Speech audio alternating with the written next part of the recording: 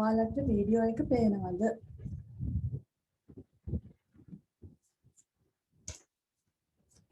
ඕ miss පේනවා. හැමෝටම පැහැදිලිව පේනවනේ ඇති නේද? මම නෝට් එක කටින් කියන්නම්. කියනකොට ඔයාලා ලියා ගන්න. මම ඊට අමතරව ඔයාලට මේක පැහැදිලි කරලා දෙන්නම්. හරිද? එතකොට ඔයාලා ගාව තියෙනවනේ මිස් මේ මට පරණ නෝට්ටේ ලියන්න බැරි වුණා මිස් අත මෙයා වෙච්චින්දා ඒ ටික print out ගත්තා මිස් මේ දැන් ඔය නෝට් එක මේ එතන ඉඳන් ලියන්නද ඔයා නෝට් එක පොතේ අනිවාර්යෙන් ලියන්න ඕනේ. ඒක නිසා ඉඩ තියලා ඒ කියන්නේ පරණ නෝට් එක ලියන්න ඉඩ තියලා ගිණුම් කරණය කොටසේ ඉඳලා ලියන්න ගන්න. මොකද අතින් ලියන්න පුතේ නෝට් එක මතක හිටින්නේ එහෙම වුණාම. හරි එතකොට ඔයාලගේ අච්චුපතේ 4 වෙනි පාඩම ගිණුම්කරණය හැඳින්වීම. එතකොට ගිණුම්කරණය කියලා කියන්නේ මොකද? මේ ටික හොඳටම ඔළුවට ගන්න. දැන් අද උගන්වන ටික අදම හොඳට ඔළුවට ගන්න. එතකොට ගිණුම්කරණය අපි එදා ඉගෙන ගත්තා. හරිද? දැන් ව්‍යාපාරයක් තියෙනවා. පේනව නේද පුතේ? මම අදිනේම ඔයාලට පැහැදිලිව පේනව ඇති කියලා හිතනවා. පේනව නේද? ඕ මිස් පේනවා. හරි. පැහැදිලි නැතුව ගියොත් අහෙන්න නැතුව ගියොත් පොඩ්ඩක් කතා කරලා අහන්න. හරිද? දැන් අපි එදා කතා කරා ව්‍යාපාරයක් තියෙනවා. මේ ව්‍යාපාරයට පාර්ශව ටිකක් ගැන කතා කරා. අභ්‍යන්තර පාර්ශව ඉන්නවා කිව්වා, බාහිර පාර්ශව ඉන්නවා කිව්වා. මෙහෙම කතා කරා. හරිද? එතකොට මේ ගිණුම්කරණය කියලා කියන්නේ. ගිණුම්කරණය කියලා කියන්නේ දැන් මේ වගේ ව්‍යාපාරයක් තියෙනවා. මේ ව්‍යාපාරය දිහා බලාගෙන ඉන්නවා එක එක පාර්ශව.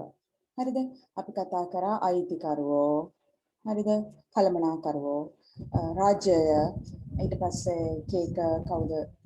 තව ණය දෙන මූල්‍ය සමාගම්. අන්න ඒ වගේ මේ ඇල්මැති පාර්ශව ගැන අපි ඉගෙන ගත්තා. මේගොල්ලෝ මේ ව්‍යාපාරයේ කටයුතු දිහා බලාගෙන ඉන්නවා. හරිද? එතකොට මෙන්න මේ බලාගෙන ඉන්න කට්ටියට මේ ඇල්මැති පාර්ශවයන්ට ව්‍යාපාරය කොහොමද? දැන් හිතන්නකෝ අයිතිකරු කියලා. අයිතිකරු ගත්තාම මම දැන් එයා ව්‍යාපාරයක් පටන් ගන්නවා.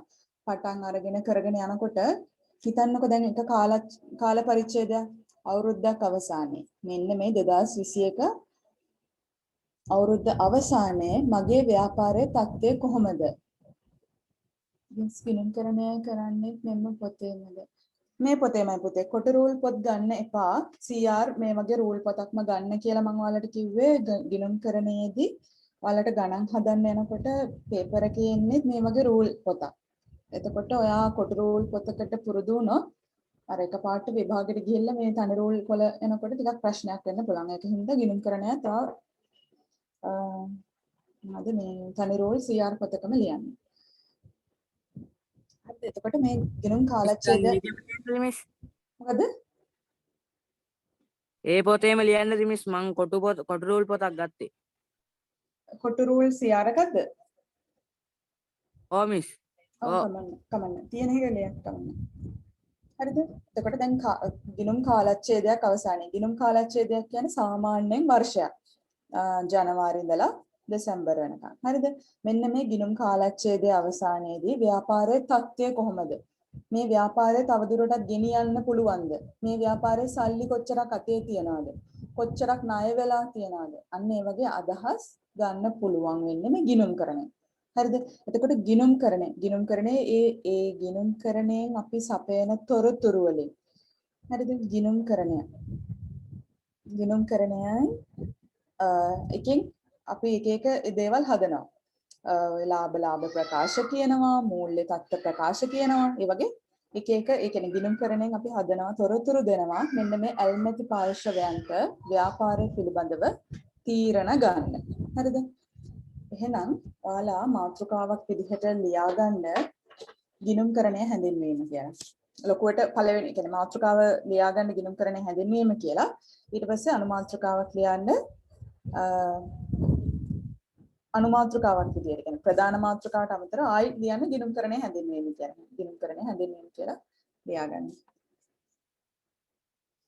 ඔයාලා ලිව්වට පස්සේ මට හරි කියලා කියන්න. ඒ කියන්නේ එක්කෝ ඔයාලා මන්ට ලියන්න ඕනේ. නැත්නම් අපිට පාඩම් කරගන්න බැරි වෙනවා. ගිණුම්කරණය හැඳින්වීම කියලා මාතෘකාව ලියාගන්න පහලේ ව්‍යාපාර කෙරෙහි ව්‍යාපාර කෙරෙහි ඇල්මක් ඇති පාර්ශවයන්ට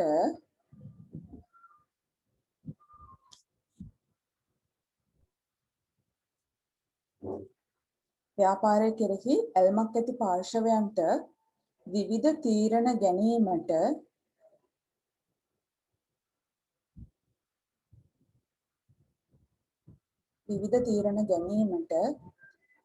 ප්‍රයෝජනවත් වන තොරතුරු සැපයීමේ ක්‍රියාවලිය ගිණුම්කරණය ලෙස හැඳින්වේ. ව්‍යාපාර කෙරෙහි ඇල්මක් ඇති පාර්ශවයන්ට විවිධ තීරණ ගැනීමට ප්‍රයෝජනවත් වන තොරතුරු සැපයීමේ ක්‍රියාවලිය ගිණුම්කරණය ලෙස හැඳින්වේ. එතන ඉරක් ගහගන්න තොරතුරු සැපයීමේ ක්‍රියාවලිය කියන්නේ. මිස් තොරතුරු සපයන තොරතුරු සැපයීමේ ක්‍රියාවලිය ගිණුම්කරණය ලෙස හැඳින්වේ. ඉරක් ගහගන්න තොරතුරු සැපයීමේ ක්‍රියාවලිය.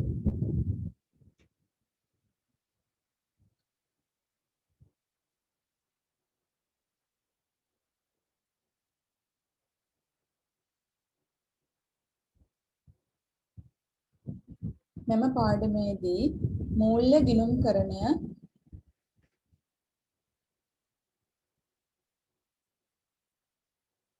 ගැන පමණක් කතා කෙරේ.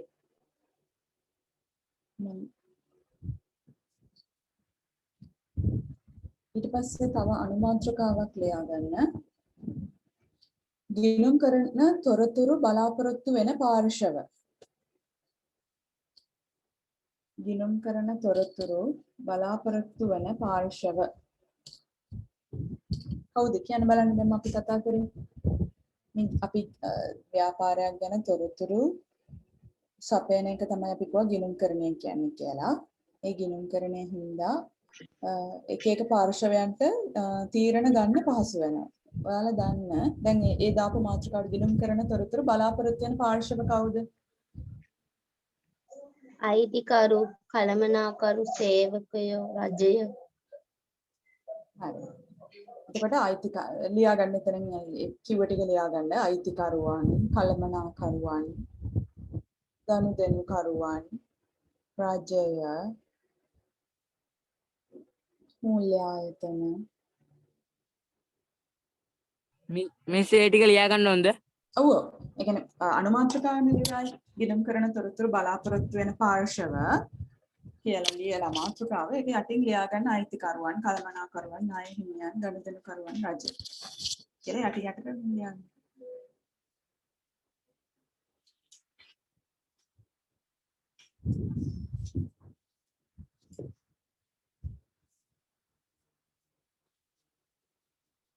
හරිද?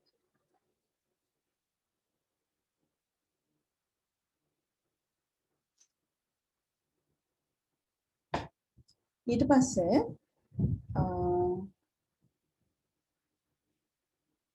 ගිණුම්කරණයේ ප්‍රධානම අරමුණ. ඒකත් මාතෘකාවක් විදිහට ලියා ගන්න. ගිණුම්කරණයේ ප්‍රධාන අරමුණ. ගිණුම්කරණයේ ප්‍රධාන අරමුණ. ගිණුම්කරණයේ දැන් අපි කතා කරා ගිණුම්කරණය. ඇයි ගිණුම්කරණය කියන දෙයක් තියෙන්නේ? දැන් නිකම්ම ව්‍යාපාරයක් එදිනෙදා නිකම් වැඩ කරගෙන යනවා, ගනුදෙනු කරනවා, සල්ලි ගන්නවා, සල්ලි ගෙවනවා, බඩු ගන්නවා, විකුණනවා, ඒ දේවල් කරනවා. ඒ වුණාට මේ ගිණුම්කරණය තුළින් තමයි මේ ව්‍යාපාරයේ තත්ත්වය කොහොමද මේකේ අනාගතයේදී තීරණ ගන්න මොන වගේ තීරණද ගන්න ඕනේ මේ ව්‍යාපාරය කරගෙන යනවද නැද්ද කියලා අයිතිකරුට පණිවිඩ දෙන්නේ මේ ගිණුම්කරණය. ඊට පස්සේ කළමනාකාරීත්වයට එයාලගේ රැකියාවේ සුරක්ෂිතභාවය ඉදිරියේ දැන් ඒගොල්ලන්ගේ මේ ලාභ අඩුයි නම් මේ ලාභ වැඩි කරගන්න අපි මොනවද කරන්න ඕනේ ව්‍යාපාරය වෙනුවෙන් අන්න ඒ වගේ තීරණ ගන්න කළමනාකාරීත්වයට මේ ගිණුම්කරණය වැදගත් වෙනවා. ඊට පස්සේ රජයට බදු මුදල් අය කරගන්න ඊට පස්සේ සමාජ සුබ සාධනයට මේ ව්‍යාපාරය කොහොමද වැදගත් වෙන්නේ මේකෙන් රටක් දියුණු කරන්න තව මොනවද මේගොල්ලන්ට සපයන්න ඕන යටිතල පහසුකම් මොන හරි තියෙනවද මෙයාලගෙන් අපි කොච්චර බදු ආදායමක් ගන්නවද අන්න ඒ වගේ තීරණ ගන්න රජයට උදව් වෙන්නේ මෙන්න මේ ගිණුම්කරණය. හරිද? එතකොට ගනුදෙනුකරුවොත් බලනවා හැමතිස්සෙම මේ අපි බාණ්ඩ ගන්න ඒව මේ ව්‍යාපාරයේ தත්ත්වය කොහොමද මේක කොයි වගේද කියන ගනුදෙනු කරුවන්ටත් මේ ගිණුම් කරන තොරතුරු මගින් තොරතුරු ගන්න පුළුවන්. හරිද? ඉතින් ඒක නිසා ගිණුම්කරණයේ ප්‍රධානම අරමුණ. ඔයාලගේ විභාගෙදි නිතරම අහන ප්‍රශ්නයක් මේක. MCQ වලදීත් අහන්න පුළුවන්. ගිණුම්කරණයේ ප්‍රධානම අරමුණ. ඒක නිසා ඒක මාතෘකාවක් විදිහට ලියාගන්න ගිණුම්කරණයේ ප්‍රධානම අරමුණ කියලා. ගිණුම්කරණයේ ප්‍රධානම අරමුණ. ඒකට ලියාගන්න පළවෙනි විස්තරයට ව්‍යාපාරයේ ඇල්මැති පාර්ශවයන්ට අවශ්‍ය විවිධ තොරතුරු සැපයීමයි.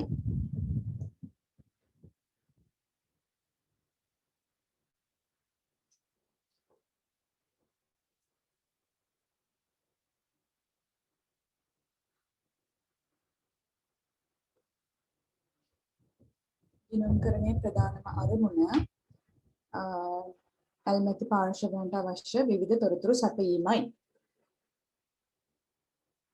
හරිද? ඊට පස්සේ එතනින්ම පහලින්ම එතනින්ම ලියාගන්න පහත සඳහන් ප්‍රයෝජන සඳහාද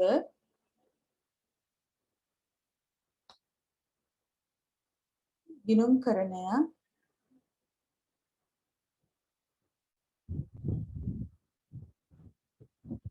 පහත සඳහන් ප්‍රයෝජන සඳහාද ගිණුම්කරණය අවශ්‍ය වේ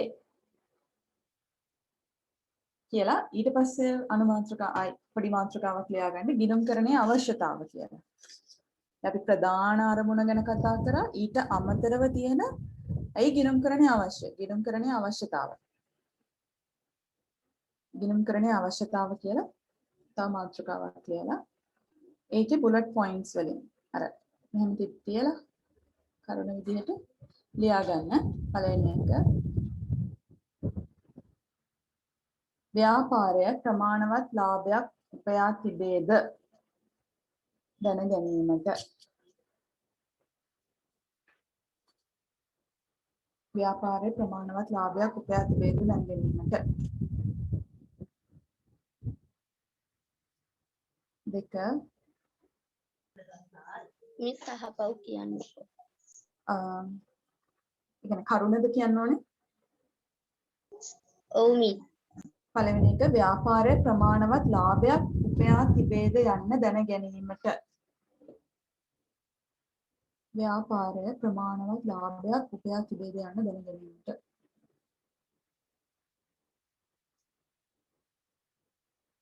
දෙක ව්‍යාපාරයේ මූල්‍ය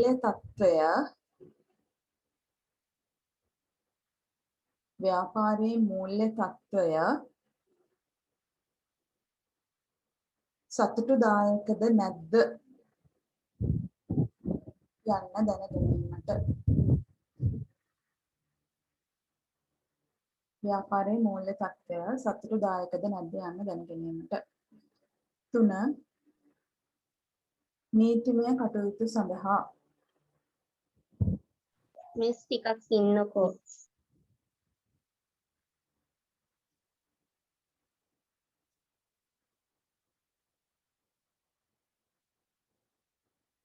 නීතිමය කටයුතු සඳහා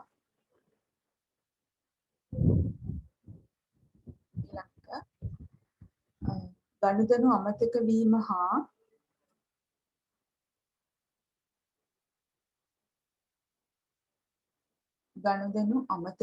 හා අතුපසු වීම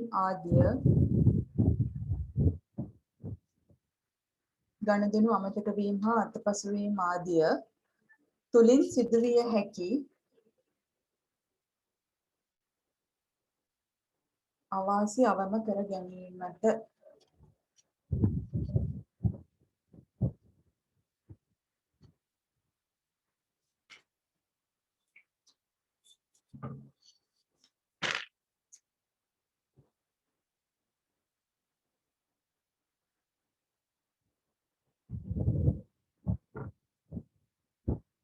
හරිද? දැන් අපි කතා කරපු ටිකේ සාරාංශයක් මම කියන්නම්. ඔයාලා ලියලා ඉවරද?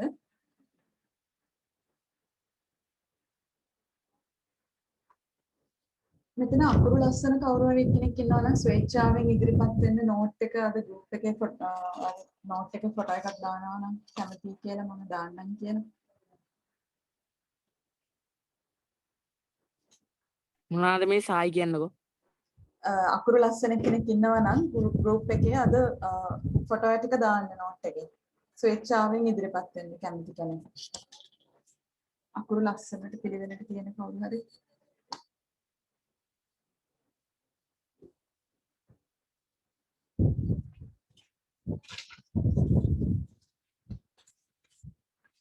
හරි. දැන් අපි කතා කරපු ටික මම පොඩ්ඩක් සාරාංශයක් කියන්නම්. දැන් ව්‍යාපාරයක් පිළිබඳව ඇල්මැති පාර්ශව ගොඩක් ඉන්නවා කිව්වා. හරිද? අන්න මේ කට්ටියන්ට අවශ්‍ය තීරණ ගන්න. තීරණ ගැනීමට හරිද? තොරතුරු සැපයීමේ ක්‍රියාවලිය. තොරතුරු සැපයීමේ ක්‍රියාවලියට තමයි අපි මොකද කිව්වේ ගිණුම්කරණය කියලා. ක්‍රියාවලියට තමයි ව්‍යාපාරයක් තියෙනවා. එක ඇල්මැති පාර්ශවයන් ඉන්නවා. අන්නේ ඇල්මැති පාර්ශවයන්ට තීරණ ගන්න අවශ්‍ය තොරතුරු සැපයීමේ ක්‍රියාවලියට තමයි අපි කිව්වේ මොකද්ද? ගිණුම්කරණය කියලා. හරිද? ඔයාලට ඕන නම් ඔයාලා මේක කටු සටහනක් විදිහට අරගෙන පස්සේ පොතේ ලිව්වත් කමක් නැහැ. ඒක අත්‍යවශ්‍ය නැහැ. මේක ඔයාලට මේ ෂෝට් නෝට් එකක් වගේ දැම්මේ ව්‍යාපාරයක් තියෙනවා. ඒකට ඇල්මැති පාර්ශවයන් ඉන්නවා. ඒගොල්ලන්ට තීරණ ගන්න තොරතුරු සපයන්න තමයි. දැන් මේකේ ක්‍රියාවලිය තමයි ගිණුම්කරණය කියන්නේ. හරිද? දැන් ගිණුම්කරණයේ අරමුණ ප්‍රධානම අරමුණ මොකද්ද? ප්‍රධාන අරමුණ වෙන්නේ මෙන්න මේ ඇල්මැති පාර්ශවයන්ට තීරණ ගැනීමට තොරතුරු සැපයීම තමයි ප්‍රධාන අරමුණ වෙන්නේ. මෙන්න මේ තොරතුරු සැපයීම. මේක තමයි ෂෝට් නෝට් එක. හරිද? ගිණුම්කරණය කියන්නේ ක්‍රියාවලියක්. ඒක ලොකු ප්‍රොසෙස් එකක්. ව්‍යාපාරයක් තියෙනවා. ඒක ඇල්මැති පාර්ශවයෙන් ඒගොල්ලන්ට තීරණ ගන්න තොරතුරු සැපීමේ ක්‍රියාවලිය තමයි ගිණුම්කරණය කියන්නේ.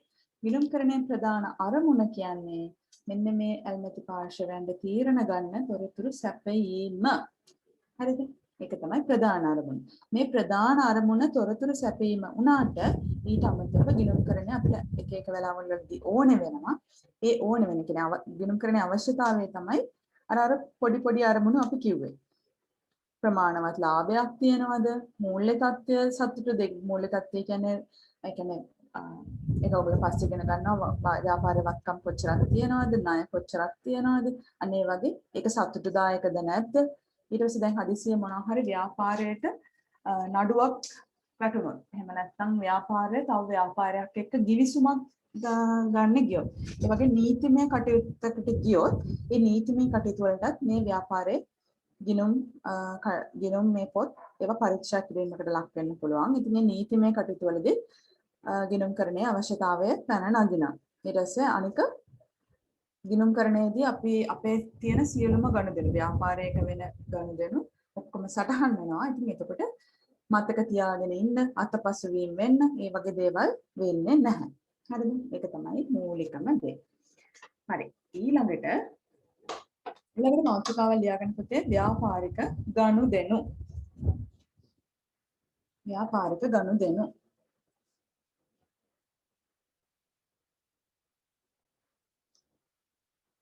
ව්‍යාපාරික ගනුදෙනු. දැන් මොනවද මේ ගනුදෙනු කියලා කියන්නේ? ගනුදෙනු කියලා කියන්නේ දැන් ව්‍යාපාරයක් තියෙනකොට මේකේ භාණ්ඩ මිලදී ගැනීම සිද්ධ වෙනවා. භාණ්ඩ මෙයා මිලදී ගන්නවා කාගෙන් හරි. ආපහු විකුණනවා. විකුණනකොට අත්පිට එහෙම නැත්නම් සල්ලි වලටත් විකුණනවා ණයටත් විකුණනවා. එහෙම නැත්නම් බැංකු ණය ගන්නවා. හරිද? අන්න ඒ වගේ විවිධ ගනුදෙනු සිද්ධ වෙනවා ව්‍යාපාරයක් තුළ එක ගනුදෙනු සිද්ධ වෙනවා. ඒකට තමයි මේ ව්‍යාපාරික ගනුදෙනු කියලා කියන්නේ. මේක ලියා ගන්න. සෑම ව්‍යාපාරයක්ම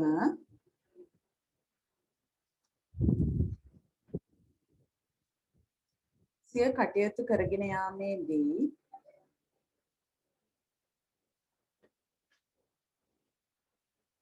සෑම ව්‍යාපාරයක්ම සිය කටයුතු කරගෙන යාමේදී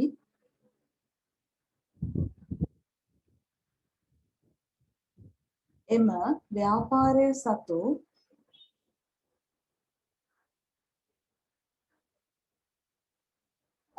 සම්පත්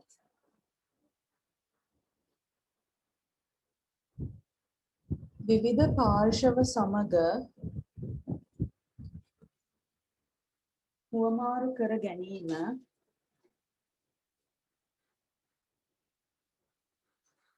ගනුදෙනු ලෙස හැඳින්වේ.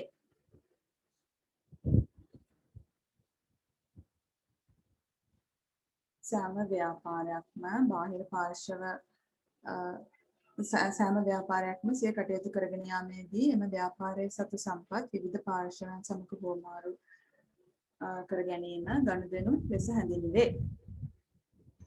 හරිද? එතකොට එතන පුතේ ඔයාලා මෙන්න මේ විදිහට කොටුවක් ගහලා ලියා ගන්න. ලියලා කොටුවක් ගහ ගන්න. මුදලින් මැනිය හැකි ගනුදෙනු පමණක්. මෙහෙම. ලියලා රගා ගන්න. කොටුවක් ගහ ගන්න. මුදලින් මැනිය හැකි ගනුදෙනු පමණක් ගිණුම් කරණයේදී වාර්තා කරනු ලබයි.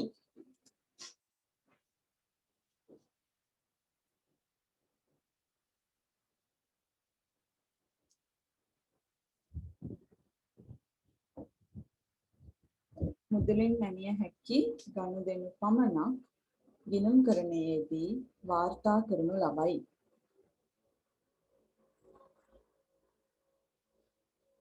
අනිත් ව්‍යාපාරයක දැන් අපි කිව්වා ගනුදෙනු ගොඩක් සිද්ධ වෙනවා කියලා. ඒ සිද්ධ වෙන හැම ගනුදෙනුවක්ම මුදලින් මයින්න පුළුවන් ඒවා වෙන්න ඕනේ. දැන් හිතන්නකෝ ව්‍යාපාරයට කවුරු ගොඩාක් හිත හොඳ කෙනෙක් ව්‍යාපාරයේ බඩු ගන්න එනවා. ඉතින් එයා හිත හොඳ කස්ටමර් කෙනෙක් කියලා එයාගේ හිත හොඳකම මුදලින් මයින්න පුළුවන් දෙයක් නෙමෙයිනේ. ඒක මුදලින් මයින්න පුළුවන් වුණා නම් දැන් එයා ගන්න භාණ්ඩ කොච්චර දැන් හිත හොඳයි නම් එයා ගන්න භාණ්ඩ වලින් මේක මයින්න පුළුවන්. නැත්නම් එයාගේ හොඳ හිත අපිට මයින්න බෑනේ ගිණුම් කරන්නට දාන්න බෑ. ඒ වගේ මුදලින් මයින්න බැරි දේවල් නෙමෙයි මුදලින් මැනිය හැකි දේවල් විතරමයි ගිණුම් කරන්නේදී අතුලත් කරන්නේ. හරිද? ඊට පස්සේ ගනුදෙනු වලට උදාහරණ එතන ලියා ගන්න උදාහරණ කියලා ව්‍යාපාරයක් සිදු වෙන ගනුදෙනු වලට උදාහරණ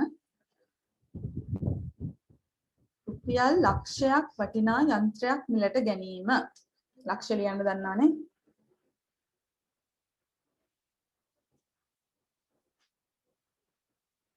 රුපියල් ලක්ෂයක් වටිනා රුපියල් කියලා ලියන්න රුපියල් ලක්ෂයක් වටිනා යන්ත්‍රයක් මිලදී ගැනීම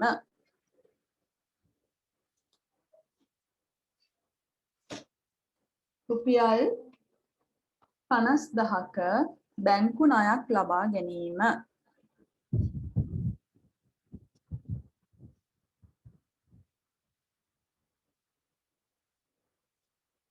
රුපියල් ලක්ෂයක් වටිනා යන්ත්‍රයක් මිලදී ගැනීම රුපියල් 50000ක බැංකු ණයක් ගැනීම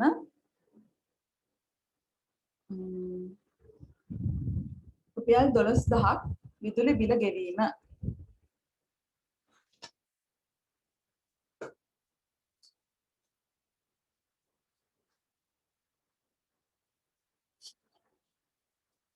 හරිනේ මේක රුපියල් 50000ක් විදුලි බිල ගෙවීම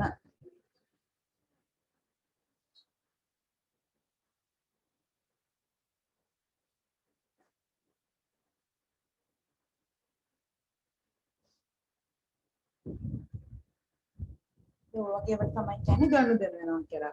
යන්ත්‍රයක් මිලදී ගත්ත රුපියල් ලක්ෂයක් කාට හරි දැන් ව්‍යාපාරයට යන්ත්‍රයක් ඕනේ.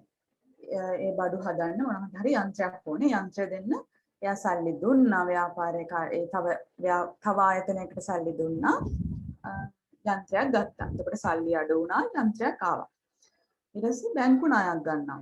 ඒක වගකීමක් නේ. අපි කවදාවත් දවසක බැංකුවට ණය ගෙවන්න ඕනේ. විදුලි බිලක් ගෙවුවා. එතකොට වියදම් සිද්ධ වෙනවා. අන්න ඒ වගේ ඉතින් විවිධ ගනුදෙනු වෙනවා. එතකොට ව්‍යාපාරයක පුතේ මෙහෙම එකක් තියෙනවා. ව්‍යාපාරයක ගනුදෙනුත් සිද්ධ වෙනවා. හරිද? ඒ වගේම සිද්ධීනුත් සිද්ධ වෙනවා. මෙන්න මේ දෙකම ව්‍යාපාරයේදී සිද්ධ වෙනවා. හරිද? එතකොට දැන් අපි ගනුදෙනු ගැන කතා කරා. දැන් අපි කතා කරනවා ඊළඟ එක පොඩ්ඩක් ලියා ගන්න.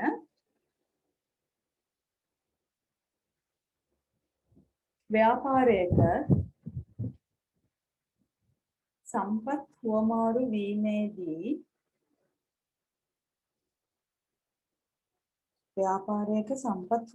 වීමේදී සිදුවන සමහර සිද්ධි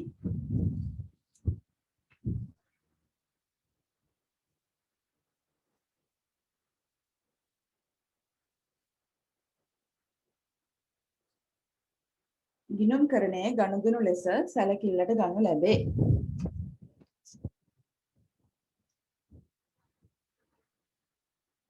හරිද? මේ ව්‍යාපාරයේ සාමාන්‍යයෙන් වෙන ගනුදෙනු ටිකකුත් තියෙනවා. ඒ ටික ගැන තමයි අපි කතා කරේ. බැංකු ණය ගන්නවා, ඒක වියදම් කරනවා, යන්ත්‍ර මිලදී ගන්නවා, විකුණනවා, අන්න ඒ දේවල් තමයි මේ ගනුදෙනු වලට යන්නේ. ඊට අමතරව සිද්ධීන් සිද්ධ වෙනවා ව්‍යාපාරේ. හරිද?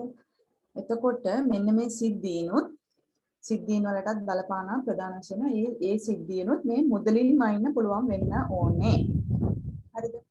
මේ සිද්ධීනුත් මුදලින්ම ඉන්න පුළුවන් සිද්ධීන් තමයි අපි ගිණුම්කරණයේ සඳහන් කරන්නේ. ඒ සිද්ධීන් වලට උදාහරණ ලියා ගන්න.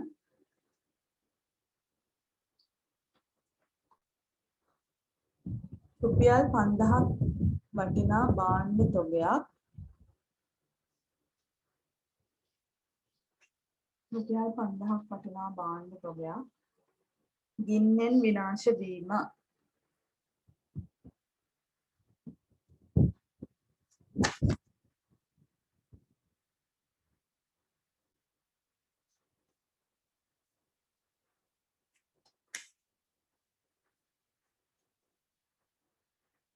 රුපියල් 5000ක් වටිනා භාණ්ඩ තොගයක් ගින්නෙන් විනාශ වීම. රුපියල් 3000ක ලැබිය යුතු ණය මුදලක් බොල් ණය බවට පත්වීම.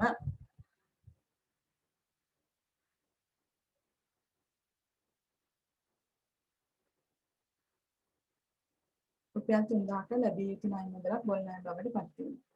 දැන් මේ දේවල් අපි කතා කරපු දේවල් සාමාන්‍යයෙන් හැමදාම ව්‍යාපාරයක සිද්ධ වෙන ගනුදෙනු නෙවෙයි. ගනුදෙනු විදිහට අපි ඒවා සලකන්නේ නැහැ. ඒවා සිද්ධීන්.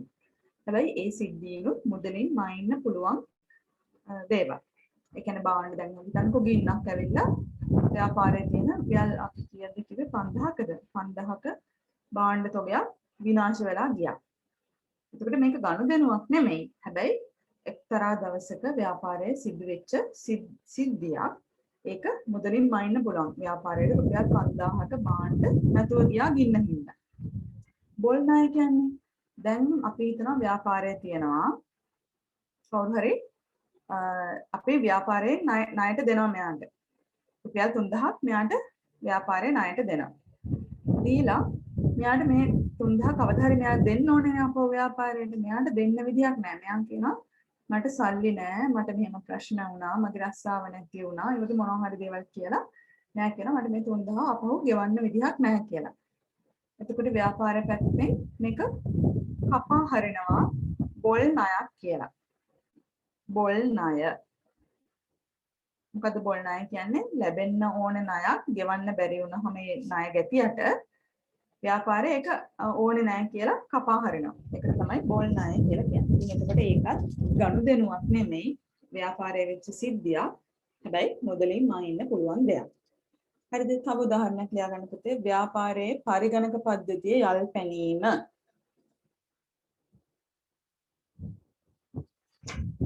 ඒකත් ව්‍යාපාරයේ වෙච්ච සිද්ධියක්. හැබැයි ඒක මුදලින් මයින්න පුළුවන්. ඒ කියන්නේ යල් පැනනහම අපිට ආපහු එකක් ගන්න වෙනවා. ඒ වගේ මේක විභාගෙදී අහලා තිබ්බ එකක්. ඒකයි මම මේක දන්නේ.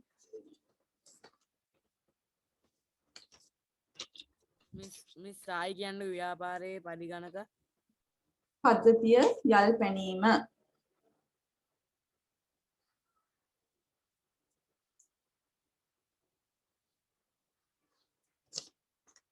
හරි. ඊළඟට තව මාතෘකාවක් ලියා ගන්න. ගනුදෙනු වර්ග කිරීම.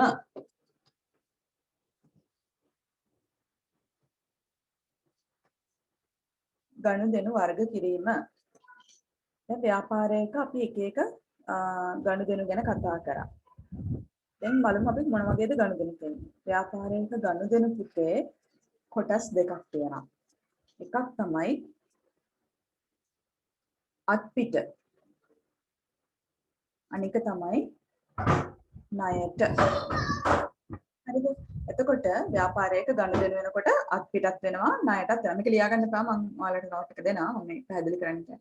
අත්පිට කියලා කියන්නේ හැමතිස්සෙම ව්‍යාපාරයේ ගනුදෙනු සිද්ධ වෙන්නේ මුදලට.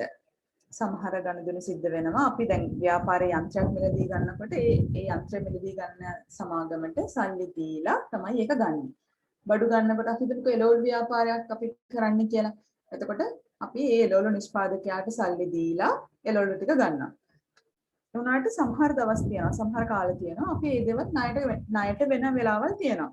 අපේ එළවලු ව්‍යාපාරයට ඕනේ නම් ඒ මාසෙට අපි නිෂ්පාදකයාගෙන් ණයට ගන්නවා වෙන්න පුළුවන්. අපි ණයට ගන්නවා වගේම ණයට විකුණනවා වෙන්නත් පුළුවන්. අත්පිට ගන්නවා අත්පිට විකුණුම් ගැනුම් මේ දෙකම අත්පිටත් වෙන්න පුළුවන් ණයටත් වෙන්න පුළුවන්. හරිද? එතකොට මේ ගනුදෙනු ප්‍රධාන වශයෙන් කොටස් දෙකක් තියෙනවා. දැන් ගනුදෙනු වර්ග කිරීම කියලා මාතෘකාව ලියාගත්තා. ඒක යටින් ලියා ගන්න ඕනෑම ව්‍යාපාරයක සිදුවන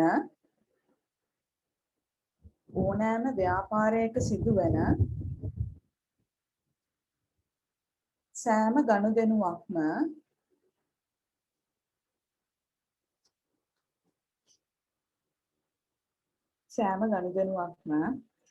ප්‍රධාන වශයෙන්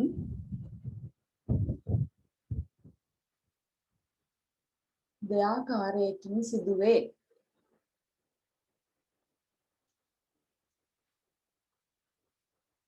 ඕනෑම ව්‍යාපාරයක සිදුවෙන සෑම ගනුදෙනුවක්ම ප්‍රධාන වශයෙන් දෙආකාරයකින් සිදුවේ. 1. අත්පිට සිදුවන ගනුදෙනු.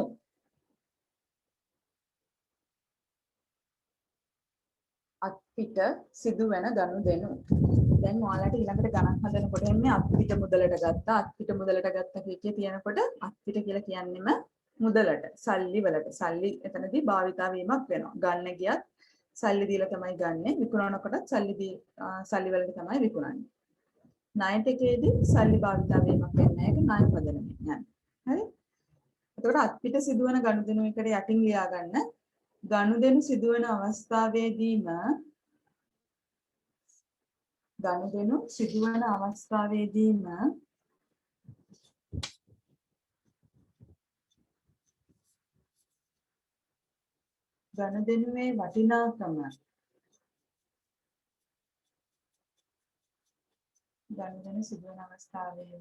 ගනුදෙනුවේ වටිනාකම තේරුම් කරන්නේ නම්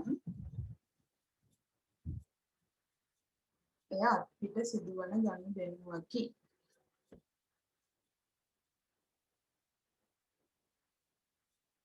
මිස් භාණ්ඩයේ වටිනාකම ගනුදෙනු සිදුවන අවස්ථාවේදීම ගනුදෙනුවේ වටිනාකම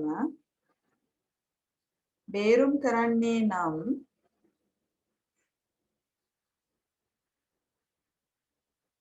ගනුදෙනුව සිද්ධ වෙන අවස්ථාවේම ගනුදෙනුවේ වටිනාකම බේරුම් කරන්නේ නම් එය අත්පිට සිදුවන ගනුදෙනුවකි.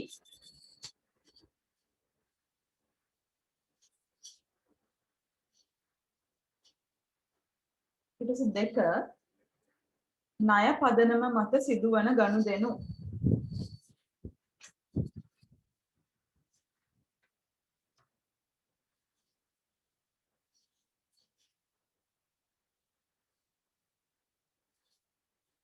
ණය පදනම මත සිදුවන ගනුදෙනු.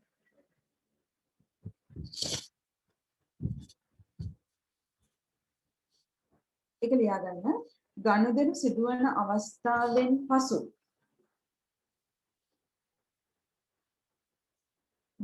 සිදුවන අවස්ථාවෙන් පසු වටිනාකම බේරුම් කරන්නේ නම්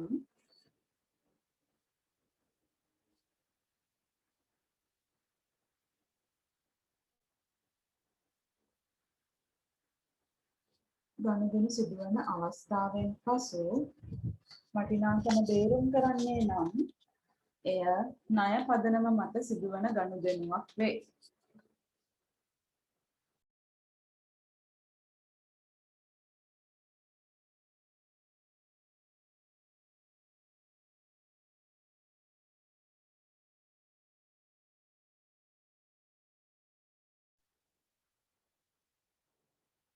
හරිද? හරි මිස්. හරි. ඉන්න ඊළඟට ටිකක් වැදගත් එකක් එනවා. හරිද? දැන් අපි කතා කරා එක එක දැන් ව්‍යාපාරයේ ගනුදෙනු සිද්ධ වෙනවා. ඒවා අත්පිට වෙනවා, ණයට වෙනවා කියලා කිව්වා. විකුණුම් වෙනවා, ගැනුම් වෙනවා. හරිද? විකුණුම්, ගැනුම් ඊට පස්සේ තව ඔය දැන් අපි සිදුවීමුත් මෙතෙන්දී කතා කරානේ. තෝග විනාශ වෙනවා කිව්වා. දැන් මේ හැම දෙයක්ම මේ ගනුදෙනු ඔක්කොම මේ ගනුදෙනු හින්දා ව්‍යාපාරයට ඇති වෙනවා මේ ගනුදෙනු වල ප්‍රතිඵලය. මේ ගනුදෙනු හින්දා ව්‍යාපාරයට ඇති වෙන ප්‍රතිඵලයක් තියෙනවා. හරිද? ඒ ප්‍රතිඵල පුතේ තියෙනවා 5ක්. ප්‍රතිඵල 5ක් ඇති වෙනවා.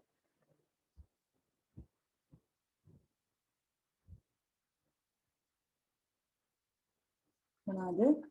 මේ ගනුදෙනු හින්දා මේ එක මේ ව්‍යාපාරයේ සිද්ධ වෙන අත්පිට හරි ණයට හරි මේ ගනුදෙනු හින්දා ප්‍රතිඵල 5ක් ඇති වෙනවා කියනවා. මොනවාද? ව්‍යාපාරයට ඇති වෙනවා වත්කම්, වගකීම්, හිමිකම්, ආදායම්, වියදම්. මෙන්න මෙහෙම 5ක් ව්‍යාපාරයේ ඇති වෙනවා මෙන්න මේ ගනුදෙනු කියන දේ හින්දා. ව්‍යාපාරයේ එක ගනුදෙනු වෙනවා කියලා කිව්වා. එතකොට ඒ ගනුදෙනු වෙනකොට ව්‍යාපාරයට ප්‍රතිඵල 5ක් ඇති වෙනවා. ඒ 5 අපිට වර්ග කරන්න පුළුවන් වත්කම් කියලා දේවල් ඇති වෙනවා, වගකීම් කියලා දේවල් ඇති වෙනවා, හිමිකම් කියලා දෙයක් ඇති වෙනවා, ආදායම් කියලා දේවල් ඇති වෙනවා, වියදම් කියලා දේවල් ඇති වෙනවා. හරිද? එතන දැන් ඔයාලා ඊළඟට මාතෘකාවක් දාලා ලියා ගන්න ගනුදෙනු වල ප්‍රතිඵල. ගනුදෙනු වල ප්‍රතිඵල. ලියා ගන්න. ව්‍යාපාරයක සිදුවන ගනුදෙනු නිසා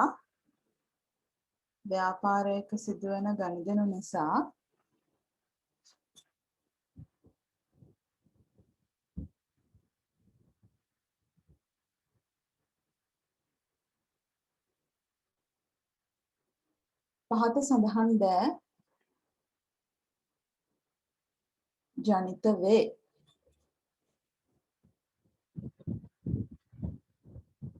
ගනුදෙනු වල ප්‍රතිඵල කියලා මාතෘකාව දෙන එක අතින් ලියා ගන්න. ව්‍යාපාරයේ ගනුදෙනු වල මොකද මම කිව්වේ? ව්‍යාපාරික ගනුදෙනු ව්‍යාපාරයේ සිදුවන ගනුදෙනු නිසා පාත සඳහන් දෑ ජනිත වේ. ජනිත වේ කියලා පහ ලියා ගන්න. වත්කම් පල්ලෙහාට ලියා ගන්න. වත්කම්, වගකීම්, හිමිකම්, ආදායම්, වියදම්. ඒ පිළිවෙලටම ලියමු. ඉස්සරහටත් මේ පිළිවෙල ගොඩක් ඕනේ වෙනවා.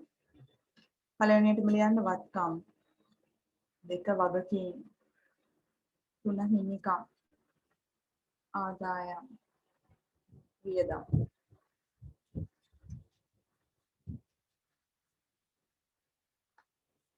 මේ පාඩම හොඳටම බලා ගන්න. දැන් අද පන්ති ඉවර වෙච්ච ගමන්ම නෝට් එක කටුවට ලියලා තියෙනවා නම් ඒක ලස්සනට ලියා ගන්න. හරි මොනවා හරි ඒක කොමන්ට් ඉවර වෙලා අදම මේ පාඩම ආපහු බලන්න. ඔයාලගේ අච්චු පොතේ සියලුම මම මේ කියන විස්තර තියෙනවා. ඒක නිසා ආපහු අච්චු පොතත් බලලා ඔයාලා ෂෝට් නෝට් එකක් ගහගන්න. ෂෝට් නෝට් එකක් කියලා කියන්නේ මෙන්න මේ වගේ එකක්. දැන් මම මේ ඔයාලට සටහනක් දුන්නාට ඔයාලට තේරෙන විදිහට මේ වගේ සටහන් වගේ ඒ වගේ දාලා ලියාගන්න එකක් තමයි ෂෝට් නෝට් එකක් කියලා කියන්නේ. ඒක ධර්ම කරගන්න. මොකද මේ ගිණුම්කරණයේ හැඳින්වීම කොටස ගොඩාක් වැදගත්. ඔයාලගේ ගිණුම්කරණයේ පදනම ඉස්සරහට ගණන් හදන ඒවා ඔක්කොම පදනම හැදෙන්නේ මේකෙන්. මෙන්න මේ අපි දැන් අද පාඩමේදී කියනවා වත්කම් කියන්නේ මොනවද, වගකීම් කියන්නේ මොනවද, හිමිකම් කියන්නේ, ආදායම් වියදම් කියන්නේ මොනවද කියලා හඳුන්වා දීමක් කරනවා. එතකොට මේ හඳුන්වා දීම හරියට ඔයා තේරුම් ගත්තොත් මොනවාද වත්කම් වලට වැටෙන්නේ? මොනවාද වගකීම් වලට වැටෙන්නේ? හිමිකම් කියන්නේ මොනවාද? ආදායම් වලට වැටෙන්නේ මොනවාද? වියදම් කියන්නේ මොනවාද? ඒවට වැටෙන්නේ මොනවාද? අන්න මේ දේවල් ඔයාට වෙන් කරලා අඳුර ගන්න පුළුවන් නම් මොකක් ගනුදෙනු වෙනවා. ඒකින්ද ප්‍රතිඵල පහක් ඇති වෙනවා. මෙන්න මේ ප්‍රතිඵල පහ යටතට මොනවද එන්නේ?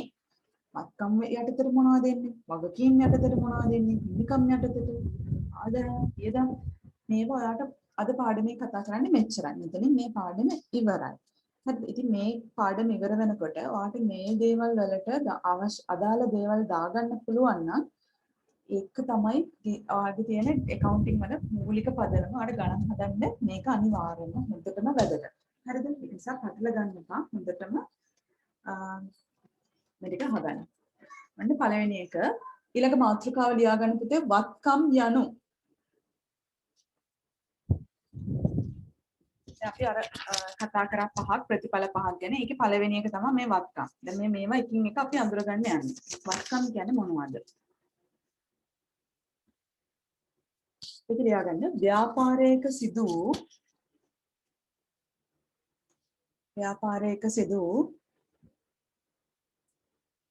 අතීත ගනුදෙනුවක ප්‍රතිඵලයක් ලෙස ජනිත වූ සම්පත්. ව්‍යාපාරයක සිදු අතීත ගනුදෙනුවක ප්‍රතිඵලයක් ලෙස ජනිත වූ සම්පත් තමයි වත්කම් කියලා කියන්නේ සරලවම. හරිද? එතකොට ඒකට උදාහරණ ව්‍යාපාරයක සිදු අතීත ගනුදෙනුවක ප්‍රතිඵලයක් ලෙස ජනිත වූ සම්පත්. ඔයාලා දන්න විදිහට ව්‍යාපාරයේ තියෙන වත්කම් කියන්න බලන්න. ව්‍යාපාරයක තියෙන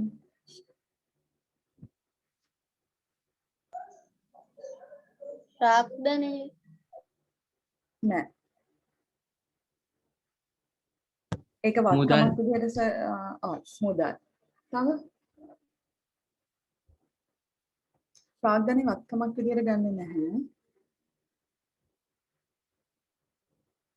ඔයාලා දන්න විදිහට නිකන් තව මොනවද තියෙන්නේ? මුදල් තියෙනවා, දැන් ව්‍යාපාරයක් තියෙනවා. මේක දැන් මම අහන්නේ ඔයාලගෙන් ව්‍යාපාරයේ තියෙන වත්කම් විදිහට ඔයාලා හිතන දේවල්. හරි. ව්‍යාපාරයේ මුදල්. මේවා ව්‍යාපාරයට මේවා වත්කම්. ගොඩනැගිලි. තව මෝටර් රථ යන්ත්‍ර බඩු ලී බඩු ඔය ටික ලියාගන්න. ඔය ලියාගන්න පුතේ උදාහරණ විදිහට මුදල් ගොඩනැගිලි එතන වත්කම් වලට අපි පොඩි නිර්වචනයක් දැම්ම. ඒකේ උදාහරණ විදිහට ලියාගන්න ඉඩම් ගොඩනැගිලි යන්ත්‍ර සූත්‍ර මෝටර රථ උපකරණ ලී බඩු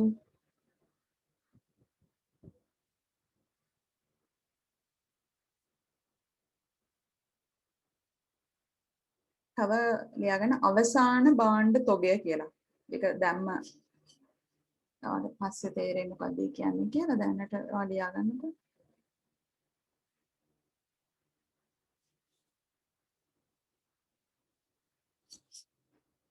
අවසාන භාණ්ඩ තොගය කියලා තියාගන්න. නැත්නම් හරි නේද?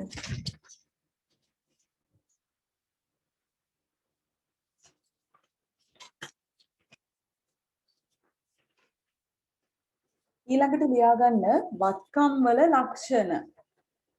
මේක නිතර ඔයාලගේ විභාගවලදී අහන මේක ප්‍රශ්නයක්. වත්කම් වල ප්‍රධාන ලක්ෂණ 3ක් තියෙනවා. දැන් ඔයාලා මාතෘකාවක් ලියාගන්න. අද වත්කම් කියලා ලිව්වා. වත්කම් කියන්නේ මොකක්ද කියලා ලිව්වා පොඩියට. ඊට පස්සේ උදාහරණ ටික ලිව්වා. දැන් ලියාගන්න වත්කම් වල ලක්ෂණ. වත්කම් වල ලක්ෂණ. ප්‍රධාන ලක්ෂණ 3ක් තියෙනවා. ඒවා මෙහෙම බුලට් පොයින්ට්ස් වලින් ලියාගන්න. අතීත ගනුදෙනුවක ප්‍රතිඵලයක් ලෙස බිහිවීම පළවෙනි එක. අතීත ගනුදෙනුවක ප්‍රතිඵලයක් ලෙස බිහිවීම.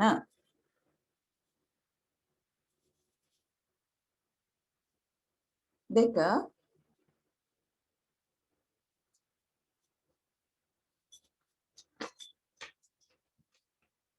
ව්‍යාපාරයේ පාලනයට යටත් වීම.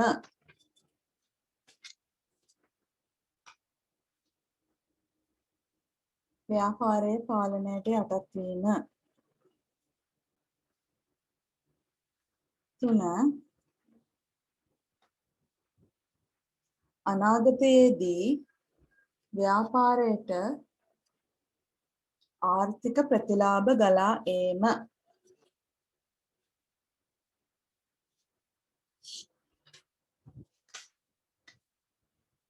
අනාගතයේදී ව්‍යාපාරයට ආර්ථික ප්‍රතිලාභ ගලා ඒම.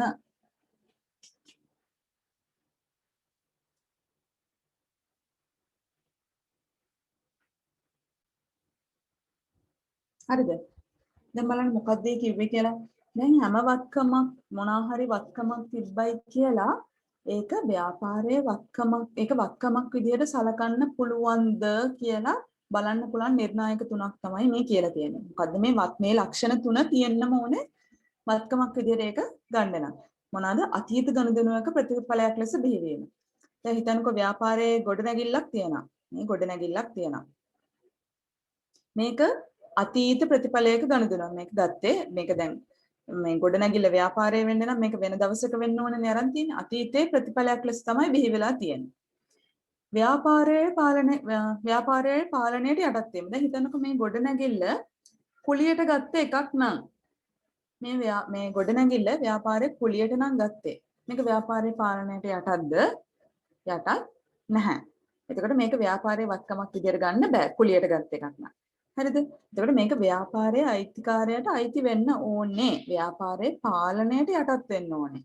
දැන් හිතන්නකෝ ව්‍යාපාරයේ තියෙන ගොඩනැගිල්ල ගාව තියෙන එහා පැත්තේ තියෙන ඉඩම. ඉතින් ඒක ළඟ තිබුණයි කියලා ව්‍යාපාරයට ඒක අයිතිද? පාලනය කරන්න පුළුවන්ද? දැන් ඒක ව්යාපාරයට අයිති දෙයක් නෙමෙයි. පාලනයට යටත් දෙයක් නෙමෙයි. ඒ නිසා ව්‍යාපාරයේ පාලනයට යටත් වෙන්න ඕන දෙයක්ුත් වෙන්න ඕනේ. අනික ඒ දේ නිසා ඒ මොකක් හරි Tamante තියෙන දේ නිසා අනාගතයේ ව්‍යාපාරයට ආර්ථික ප්‍රතිලාභ ගලාගෙන එන්න ඕනේ. හිතන්නකෝ ව්යාපාරයේ තියෙන කම්පියුටර් එකක් 1800 ගණන් 1800 නෙවෙයි 1900 ගණන් මුල් ගණන් වල තිබ්බ කම්පියුටර් එකක්. ඒකේ මුකුත්ම වැඩක් කරන්න බෑ. හරිද? දැන් ඒක තිබ්බයි කියලා ව්‍යාපාරයට කවදා හරි ආර්ථික ප්‍රතිලාභ ගලාගෙන එනවද? අනාගතයේදී සල්ලි එනවද ව්යාපාරයට මේ පරිගණකයේ තිබ්බයි කියලා? එන්නේ නැහැනේ. ඒ වගේ දේවල් ගන්න බෑ වත්කමක් විදියට. මොකද වත්කමක ලක්ෂණයක් තමයි අනාගතයේදී ව්‍යාපාරයට මොකක් හරි වත්කමක් තියෙන එකෙන් ව්යාපාරයට ප්‍රතිලාභ අනාගතයේදී ගලාගෙන එන්න ඕනේ. ඒක වත්කමක ලක්ෂණය. හරිද? එතකොට මේ ලක්ෂණ තුන කටපාඩමින් තියෙන්න ඕනේ අතීත ගණනක ප්‍රතිඵලයක් විදිහට ව්‍යාපාරයේ පාලනයට යටත් වෙලා තියෙන.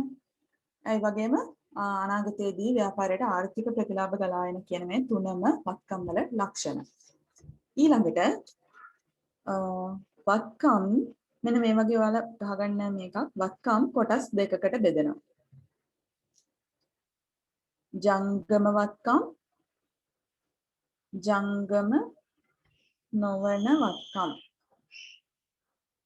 මෙන්න මේ වගේ ගහගන්න මේ වත්කම් කොටස් දෙකකට බෙදෙනවා. ජංගම වත්කම් ජංගම නොවන වත්කම්. එහෙම නැත්නම් මෙතනින් ඉරක් ගහලා ලියාගන්න ස්ථාවර වත්කම්. ස්ථාවර වත්කම්. ව්‍යාපාරයේ දැන් අපි කතා කරා වත්කම් කියන්නේ මොනවද කියලා. ඔයාලට ගන්න ඕනද? මේකද? මිස් ඕක ඔව් මේක ලියාගන්න. වත්කම් කොටස් දෙකකට බෙදෙනවා. ජංගම වත්කම් ජංගම නොවන වත්කම් කියලා. මම කො ජංගම නොවන වත්කම් වලට ඉරක් ගහලා නැත්නම් ස්ථාවර වත්කම් කියලා ලියාගන්න.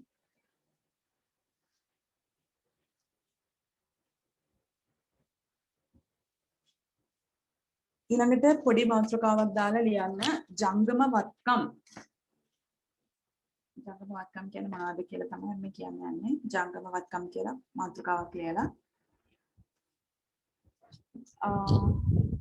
ව්‍යාපාර කටයුතු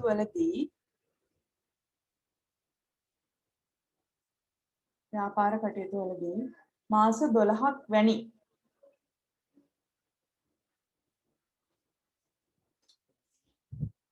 කෙටි කාලයක් තුල ව්‍යාපාර කටයුතු වලදී මේ වාක්‍ය ආපහු කියන්නකෝ. ව්‍යාපාර කටයුතු වලදී ජංගම වත්කම් කියලා කියන්නේ ඒකට විස්තර ලියා ගන්න. ව්‍යාපාර කටයුතු වලදී මාස 12ක් වැනි කෙටි කාලයක් තුල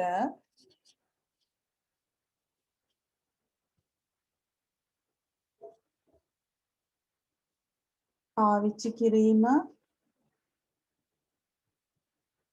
විකිණීම හෝ මුදල් බවට පත්වීම සිදුවන්නේ යයි අපේක්ෂා කරන වත්කම්.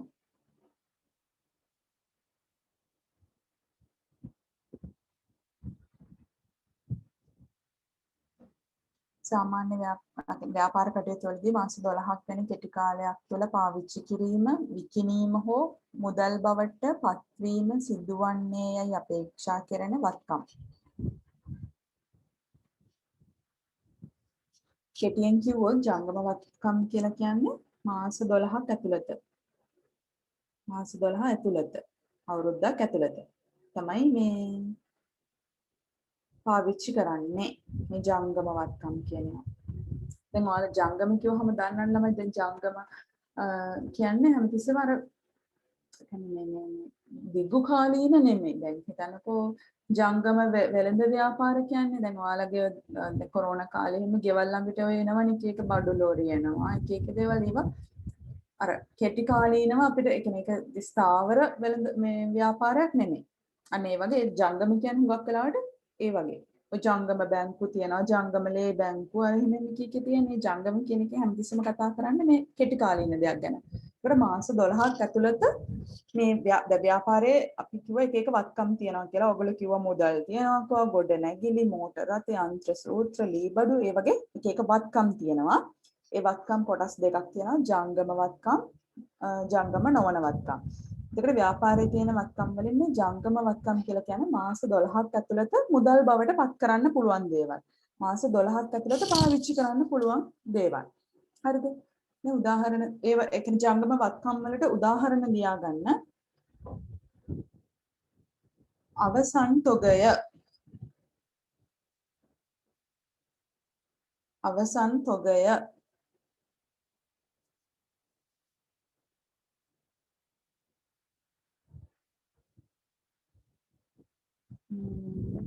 ණය ගැතියෝ,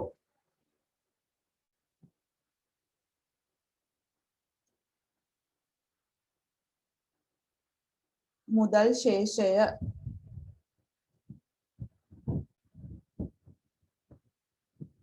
බැංකු ශේෂය,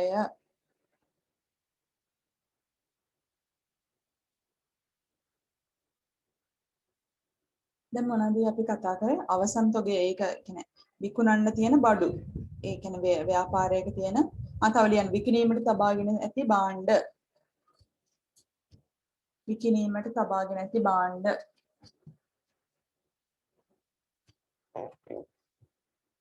බලන්න පුතේ ඔය තියෙන ටික ඔක්කොම මාස 12ක් ඇතුළත සල්ලි වෙන දේවල්. දැන් එළවලු ව්‍යාපාරයක් කරන කෙනෙක් නම් එයා විකුණන්න බඩු ගේන්නේ අවුරුදු 10ක් විතර තියාගන්නද? නෑනේ. ඒ කියන්නේ අවුරුද්දක් ඇතුළත විකුණන්න ලී බඩු සාප්පුවක වුණත් එයාලා බඩු කියන ග්‍රොසරි එක වුණත් බඩු ගේන්නේ අවුරුදු ගණන් තියාගන්න නෙමෙයි. අවුරුදු 2 3 තියාගන්න නෙමෙයි. මාස 12ක් ඇතුළත පුළුවන් තරම් ඉක්මනට ඒ බඩු විකුණලා සල්ලි කරගන්න තමයි බලන්නේ. ණය ගැතියෝ කියන්නේ ඒක ඉස්සරහට එනවා. ණය ගැතියෝ කියන්නේ ව්‍යාපාරයේ ණයට දෙන කට්ටිය.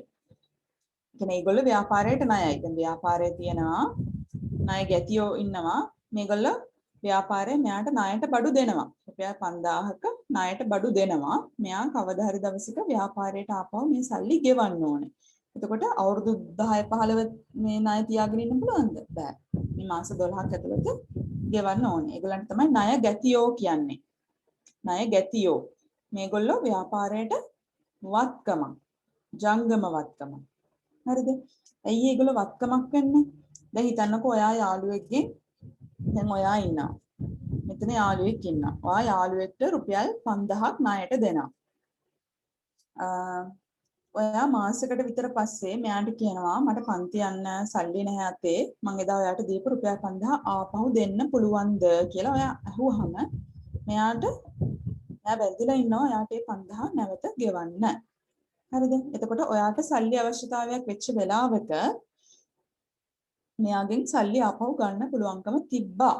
ඒක නිසා මේ ණය ගැතියෝ කියන අය. ණය ගැතියෝ. හොඳට මතක තියාගන්න ගැතියෝ. ගැතියෝ. ඒගොල්ලෝ වත්කම.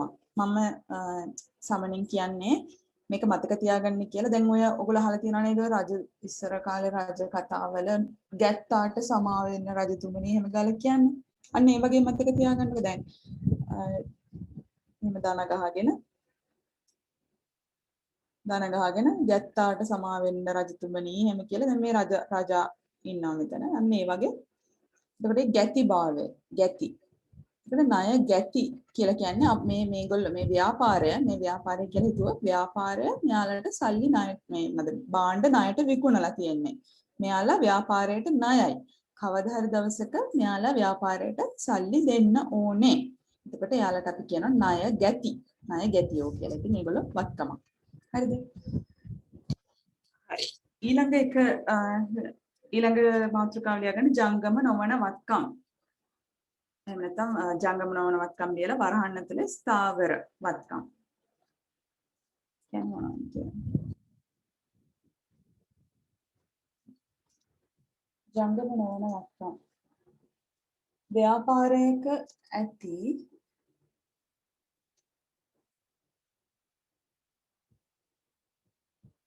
ජංගම වත්කම් හැරුණකොට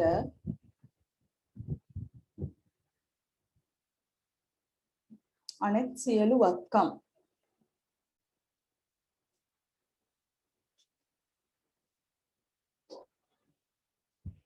ව්‍යාපාරයක ඇති ජංගම වත්කම් හැරුණකොට ඇති සියලු වත්කම් ජංගම නොවන වත්කම් වේ. ජංගම නොවන වත්කම් කියලා කියන්නේ අර අපි කතා කරපු දැන් ඉඩම්. දැන් ඉඩම් වගේ දෙයක් ගන්න අවුරුදු මාස 12න් පාවිච්චි කරලා දෙන්න නෙමෙයිනේ. අවුරුදු 10 15 20 ඒ ව්‍යාපාරය ඒක පාවිච්චි කරනවා. ඒක මාස 12න් ඉවර වෙන්න ගන්න දෙයක් නෙමෙයි. ඒකට ඉඩමක් කියලා කියන්නේ ජංගම නොවන වත්කම. ගොඩනැගිලි. උදාහරණ ලියා ගන්න. ඉඩම් ගොඩනැගිලි යන්ත්‍ර සූත්‍ර මෝටර රථ ලී බඩු උපකරණ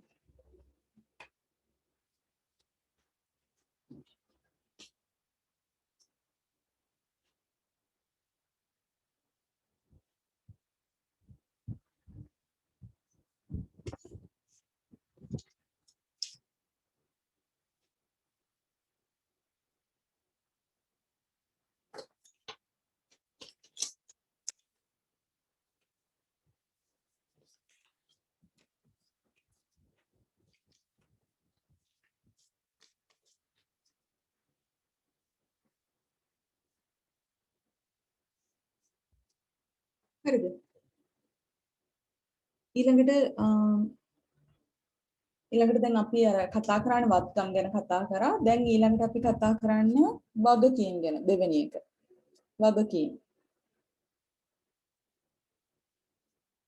හරිද?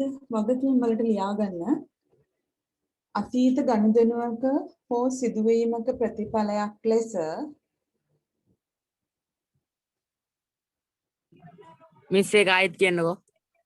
අතීත ගනුදෙනුවක හෝ සිදුවීමක ප්‍රතිඵලයක් ලෙස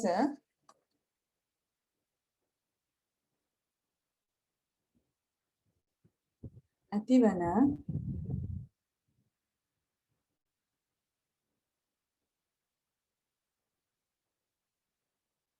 අතීත ගනුදෙනුවක හෝ සිදුවීමක ප්‍රතිඵලයක් ලෙස ඇතිවන ව්‍යාපාරය විසින් ගෙවිය යුතු අගය වගකීම් ලෙස හැඳින්වේ.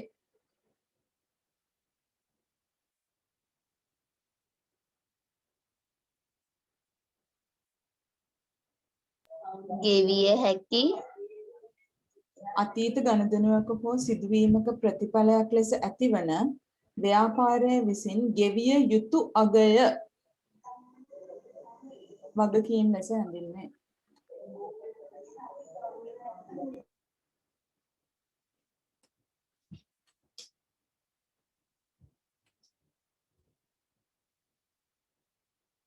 වගකීමක් කියලා කියන්නේ ඒක හැමතිස්සෙම අපිට බරක්. දැන් අපි කාගෙන් හරි ණයක් ගත්තොත් දැන් හිතන්නකෝ ඔයා ඉන්නවා. ඔයා තව යාළුවෙක්ගෙන් රුපියල් 5000ක් ණයට ඉල්ල ගන්නවා. දැන් මේක ගෙවල ඉවර වෙනකම් මේක ඔයාගේ ඔළුවට හරිම බරක්. ඒක වගකීමක් නෙමෙයි. යාට කවදා හරි දවසක ඔයා ඒක ගෙවන්න ඕනේ. හරිද? අන්න ඒ වගේ තමයි ව්‍යාපාරයේ ඇති වෙන වගකීම්. ව්‍යාපාරයත් එක එක අවස්ථාවලදී ඔය දේවල් ණයට ගන්නවා. ඉතින් එතකොට ඒවා ව්‍යාපාරය බැඳිලා ඉන්නවා. ඒවා කවදා හරි දවසක ඒ ණය හිමියන්ට ගෙවන්න. ඉතින් ඒක ව්‍යාපාරයට වගකීමක්. ඒවා බැඳිලා ඉන්නවා නැවත ගෙවන්න. හරිද? එතකොට උදාහරණ වගකීම් වලට උදාහරණ ලියා ගන්න. බැංකු ණය,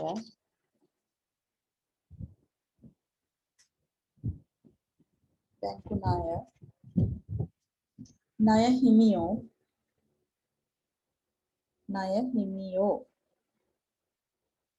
බැංකු ණය, ණය හිමියෝ,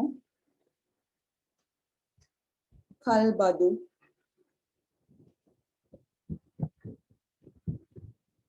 ඊට පස්සේ බැංකු අයිරා, බැංකු අයිරා. මේක ගැන පස්සේ අපි උගන්වන ක්ලාස්වලදී බැංකු අයිරා දැන් ලියා ගන්න බැංකු අයිරා.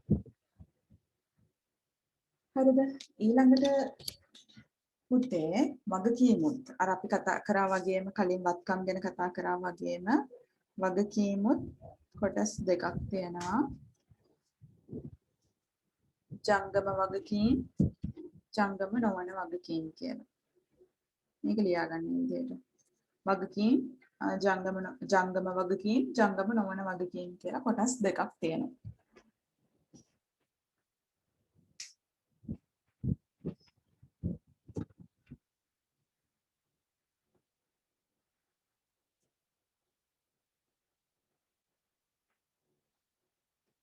හරිද?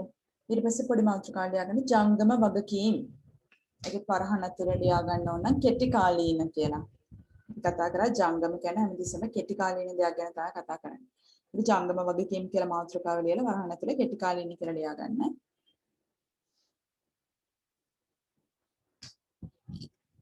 සාමාන්‍යයෙන් මාස 12ක් වැනි කෙටි කාලයක් තුල බේරුම් කළ හැකි වගකීම් ජංගම වගකීම් වේ. මාස 12ක් වැනි කෙටි කාලයක් තුල බේරුම් කළ හැකි වගකීම්.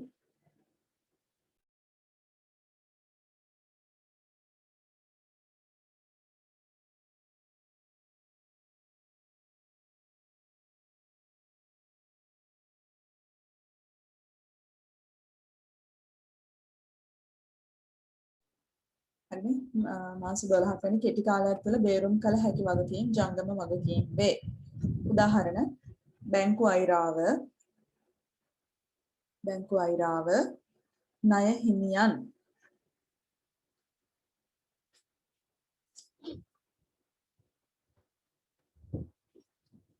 මොකක්ද ඒ කියන්නේ? දැන් අපි කතා කරා වගකීම් ජංගම නොවන කියලා කියනවා. ජංගම කියන්නේ මාස 12ට මාස 12ක් ඇතුළත අවුරුද්දක් ඇතුළත අපි බේරුම් කරන්න ඕනේ මේ වගකීම්. හරිද? අපි දැන් හිතමු බැංකු අයිරා. මේ බැංකු අයිරාව කියලා කියන්නේ බැංකුවෙන් වාට දෙන ඔය ජංගම ගිණුම් කියලා දෙයක් තියෙනවා. අපි ඒව පස්සේ ඉගෙන ගන්නවා. එතකොට කෙටි කාලීන ණයක්. බැංකුවෙන් දෙන කෙටි කාලීන ණයක්. හරිද? මේක ඇත්තටම මාසකින් වගේ ගෙවන්න ඕනේ බැංකුවට. ඒක ණයක්. කෙටි කාලීන ණයක් තමයි මේ බැංකු අයිරාව කියලා කියන්නේ. එතකොට ඒක මාස 12ක් ඇතුළත ඔයා ව්‍යාපාරය බේරුම් කරන්න ඕනේ. ඊළඟට ණය හිමියෝ. ව්‍යාපාරයේ ණය හිමියන් කියන්නේ මම අර ණය ගැතියන්න මතක තියාගන්න ඔයාලට කිව්වේ අර ගැත්තාට සමාන වෙන්න කිව්වා වගේ අන්න ඒ වගේ ණය හිමියෝ කියලා කියන්නේ ව්‍යාපාරයට ණය දෙන කට්ටිය. දැන් ව්‍යාපාරයේ බඩු ගන්නකොට ණයට ගන්නවා. මං කිව්වා අපේ දැන් හිතන්නකෝ ව්‍යාපාරයේ එළවලු විකුණන ව්‍යාපාරයක් නම් අපිට තියෙන්නේ අපි නිෂ්පාදකයාගෙන් ණයට භාණ්ඩ ගන්නවා. එතකොට එයා අපිට ණය හිමියෙක්. එතකොට ණය හිමියන්ට අවුරුදු ගණන් අපිට සල්ලි නොදී ඉන්න පුළුවන්ද? එහෙම බෑ. අපිට අවුරුදු 10 15 ඉන්න බෑ සල්ලි අරගෙන. අවුරුදු 2 3 ඉන්නත් බෑ. අපි මාස 12ක් ඇතුළත මේගොල්ලන්ට සල්ලි බේරුම් කරන්න ඕනේ. මාසකින් දෙකකින් යන්නේ ඒ වගේ පොඩි කාලෙකින් මාස 12ක් ඇතුළත කොහොම හරි මේ ණය හිමියන්ව බේරුම් කරන්න ඕනේ. එතකොට මේ වගකීම් වලින් අපි ව්‍යාපාරේ නිදහස් වෙන්න ඕනේ මාස 12කට වගේ අඩු කාලයකින්. ඒකයි මේ කියන්නේ. හරි? ඒකට උදාහරණ ලියාගත්තනේ බැංකු අයරාව ණය හිමියෝ කියලා. ඊළඟට ලියාගන්න ජංගම නොවන වගකීම්. ජංගම නොවන වගකීම්. වරහන් ඇතුළේ ලියාගන්න දිගු කාලීන වගකීම්.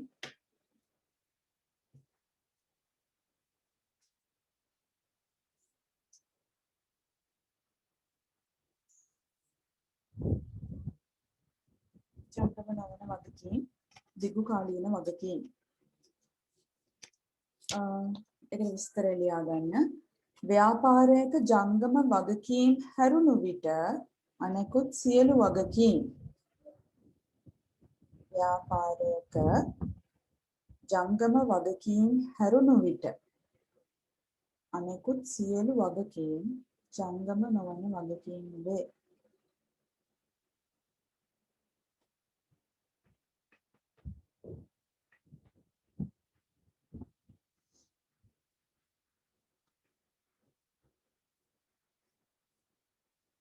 අනෙක් සියලු වගකීම් ජංගම නොවන වගකීම් වේ.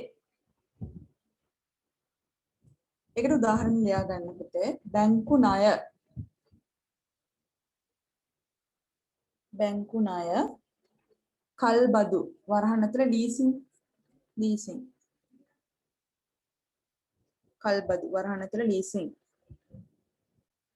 මේ බලන්න මේව ජංගම නොවන ඒවා. දැන් බැංකු ණයක් ගන්නේ සාමාන්‍යයෙන් අවුරුදු 10කට අවුරුදු 20කට අන්න ඒ වගේ තමයි අවුරුදු 5කට අඩුම තරමේ අවුරුදු 5කට බැංකු ණයක් ගන්න. එතකොට ඒවා ඒ අවුරුදු 10 හරි 20 හරි අවුරුදු 5 හරි අන්න ඒ තරම් කාලයක් ඒ අවුරුදු ගණන් එක ව්‍යාපාරය ගෙවනවා. ඒ අවුරුදු දැන් හිතන්නකෝ බැංකු ණයක් ගත්ත කියලා අවුරුදු 10කට. එතකොට ඒ අවුරුදු 10ක් ඇතුළත තමයි බැංකු ණය ගෙවල ඉවර කරන්න ඕනේ. එතකොට ඒක ජංගම නොවන එකක්. ඒක මාස 12න් ඉක්මනට ගෙවල ඉවර කරන්න ඕනේ කියලා දෙයක් නැහැ. බැංකු ණය වගේ දේවල්. ඔය කල්බදු ලීසින් කියන දේවලුත් ඒ වගේ. ඒ අවුරුදු ගානකට යාලත් එක්ක අපි කිවිස ගන්න අවුරුදු ගානට තමයි ඒක එන්නේ. එතකොට ඒවා ජංගම නොවන වගකීම්. ව්‍යාපාරේ කවදා හරි දවසක ගෙවන්න ඕනේ. හැබැයි මාස 12කින් නෙවෙයි. ඊට වැඩිය කාලයක් තියෙනවා. ඊළඟට ලියාගන්න පුතේ වගකීම් වල ලක්ෂණ. වගකීම් වල ලක්ෂණ. මේක හරියට මේ ඔයාලගේ මේ මොනවද පේපර්ස් වල අහනවා වත්කම් වල ලක්ෂණයි වගකීම් වල ලක්ෂණයි. මේකෙදි ඔයාලට තියෙනවා පොඩි වාසියක්. වත්කම් වල ලක්ෂණ 3ක් ගැන අපි කතා කරා. ඒක මම කිව්වා කටපාඩම් කරගන්න කියලා. වගකීම් වල ලක්ෂණත් කටපාඩම් කරගන්න. ඒකේ ඔයාලට හරිම ලේසි පළවෙනි දෙකම මේ දෙකේ එකයි. හරිද? ඒක වගකීම් වල ලක්ෂණ ලියා ගන්න අර බුලට් පොයින්ට්ස් දාලා හරි එහෙම නැත්නම් 1 2 3 දාලා හරි කොයි විදිහකට හරි මේ පහලට ලියා ගන්න. 1 ගනුදෙනුවක අතීත ගනුදෙනුවක ප්‍රතිඵලයක් ලෙස බිහිවීම. අතීත ගනුදෙනුවක ප්‍රතිඵලයක් ලෙස බිහිවීම.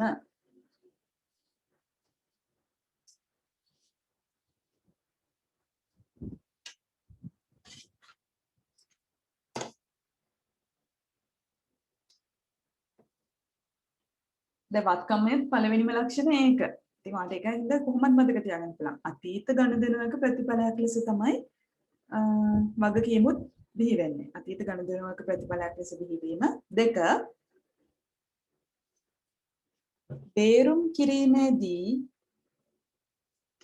බේරුම් කිරීමේදී ව්‍යාපාරයේ සම්පත් වලින් කොටසක් පිටතට ගලා යාම. අපි අර බත්කම් වලදී කතා කරානේ ව්‍යාපාරයේ සම්පත් අනාගතයේදී ප්‍රතිලාභ ගලා යනවා කියලා. මේකෙදි මොකද වෙන්නේ? වගකීම් වලදී ව්‍යාපාරයේ සම්පත් පිටතට ගලා යන්නේ. බේරුම් කිරීමේදී දැන් රුපියල් 5000ක් ව්‍යාපාරයේ කාගෙන් හරි අර ණය හිමියෙක්ගෙන් සල්ලි අරන් භාණ්ඩ අරන් තිබ්බනම් කවදාද දවසක ඒ ණය හිමියට ව්‍යාපාරයේ රුපියල් 5000ක් ගෙවන්න ඕනේ. අනේ 5000ක් ගෙවනකොට මොකද වෙන්නේ? ව්‍යාපාරයේ ලාච්චුවෙන් රුපියල් 5000ක් යනවා එළියට යනවා නේ. ඉතින් ඒක තමයි කියන්නේ බේරුම් කිරීමේදී ව්‍යාපාරයේ සතු සම්පත් පිටතට ගලා යාම. 3 වර්තමාන බැඳීමක් තිබීම. වර්තමාන බැඳීමක් තිබීම. ගොඩක් කට්ටිය මේක පටල ගන්නවා. වර්තමාන බැඳීමක් තිබ්බම දැන් වත්කම් වල වගකීම් වත්කම් වල ලක්ෂණයකි කියලා සමහර වෙලාවට දීලා තියෙන්න පුළුවන් වර්තමාන බැඳීමක් තිබීම කියලා. එතකොට ගොඩක් කට්ටිය ඒකට ටික් එක දානවා මේක වත්කමක ලක්ෂණයක් කියලා. නැහැ. බැඳීමක්. මෙයා බැඳිලා ඉන්නවා. අපි හැමතිස්සෙම මේ බැඳීම ගැන කතා කරන්නේ වගකීම් වලදී පුතේ. හරිද? ව්‍යාපාරේ මම අර කිව්වේ මේ වගකීමක් කිව්වහම ඔයාලගේ ඒක හිසරදයක් කියලා. ගෙවන්න ඕනේ. ඒක ඔයා බැඳිලා ඉන්නවා යාට ගෙවන්න. ඔයා රුපියල් 5000 කාගෙන් හරි ණයට ගත්තොත් ඒක ඔයා අද බැඳිලා ඉන්නවා. මෙයාට ඒක කවදා හරි ගෙවන්න. වර්තමානයේ බැඳීමක් තියෙන්නේ වගකීම් වල විතරයි. දැන් වගකීම් වල ලක්ෂණ තුන ලිව්වා. අතීත ගනුදෙනුවක ප්‍රතිඵලයක් ලෙස බිහිවීම, බේරුම් කිරීමේදී ව්‍යාපාරයේ සතු සම්පත් පිටතට ගලා යාම, වර්තමාන බැඳීමක් තිබීම. හරි. ඊළඟට අන්න ටිකක් වැදගත් එකක් තුන්වෙනි එක ගැන අපි කතා කරන්න යන්නේ. හිමිකම්.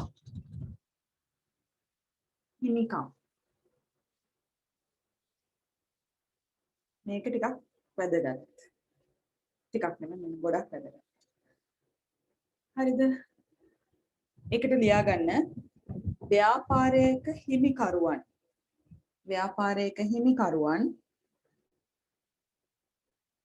වරහන් ඇතුළට ලියාගන්න අයිතිකරුවන්. ව්‍යාපාරයක හිමිකරුවන් වරහන් ඇතුළේ අයිතිකරුවන් වෙනුවෙන් පවතින වත්කම් ප්‍රමාණය හිමිකම් වේ.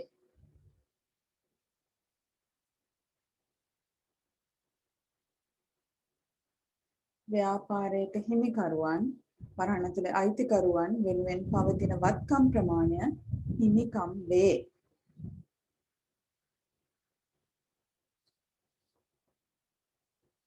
ඊටසේ යටින් ලියාගන්න තනි පුද්ගල ව්‍යාපාරයක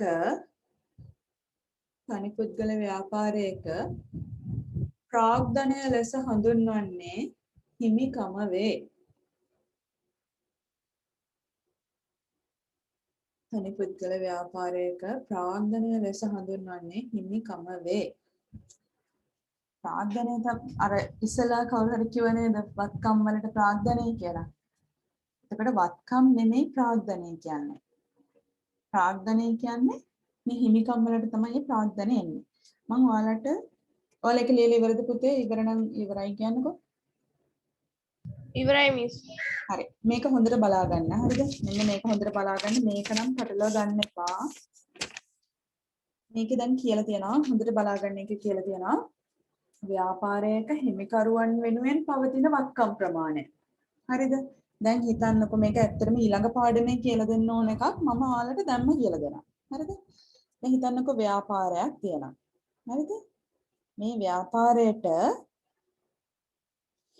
අයිතිකාරයෙක් ඉන්නවා. මෙයා තමයි මේ ව්‍යාපාරයට සල්ලි දාන්නේ.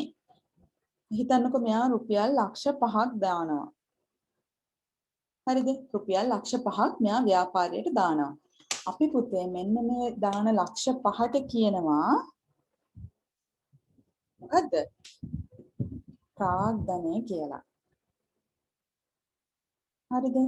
දැන් සාමාන්‍යයෙන් මේ ගිණුම් කරනද අපි මේ ඉගෙන ගන්නකොට ගිණුම් කරණයේදී ව්‍යාපාරය වෙනම එක්කෙනෙක් අයිතිකාරය වෙනම එක්කෙනෙක් විදිහට තමයි සලකන්නේ.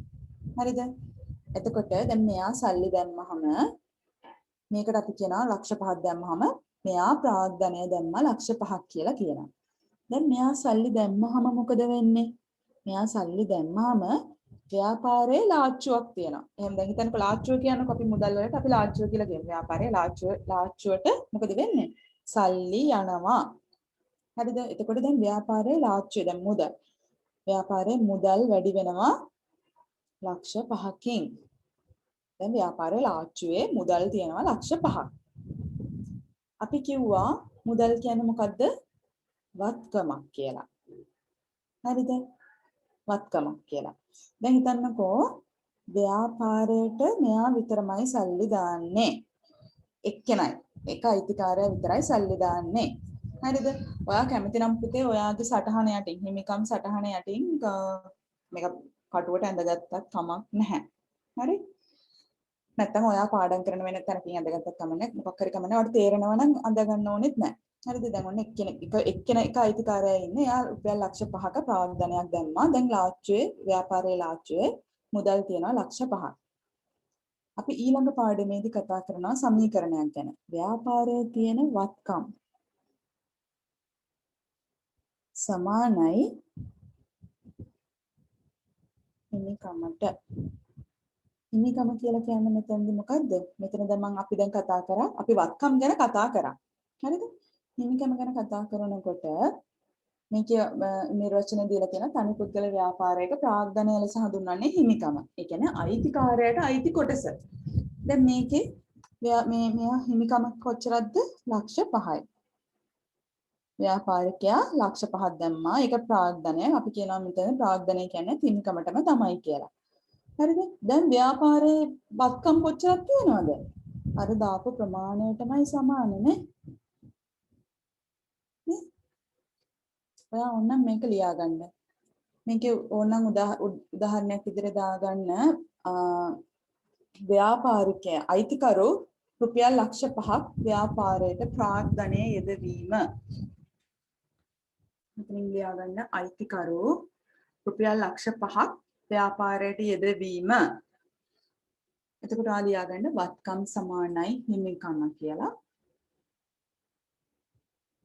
මේ ලක්ෂ 5 දාලා සමානයි ලක්ෂ 5. මෙතන උඩින් ලියාගන්න අයිතිකරු රුපියල් ලක්ෂ 5ක් ව්‍යාපාරයට යෙදවීම කියලා ඒක යටින් මේක ලියාගන්න.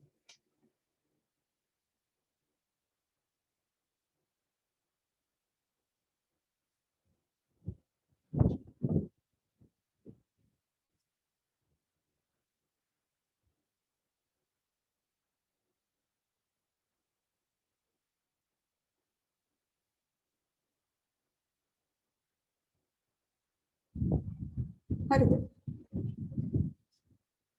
ලියලා ඉවර නම් හරි කියන්න.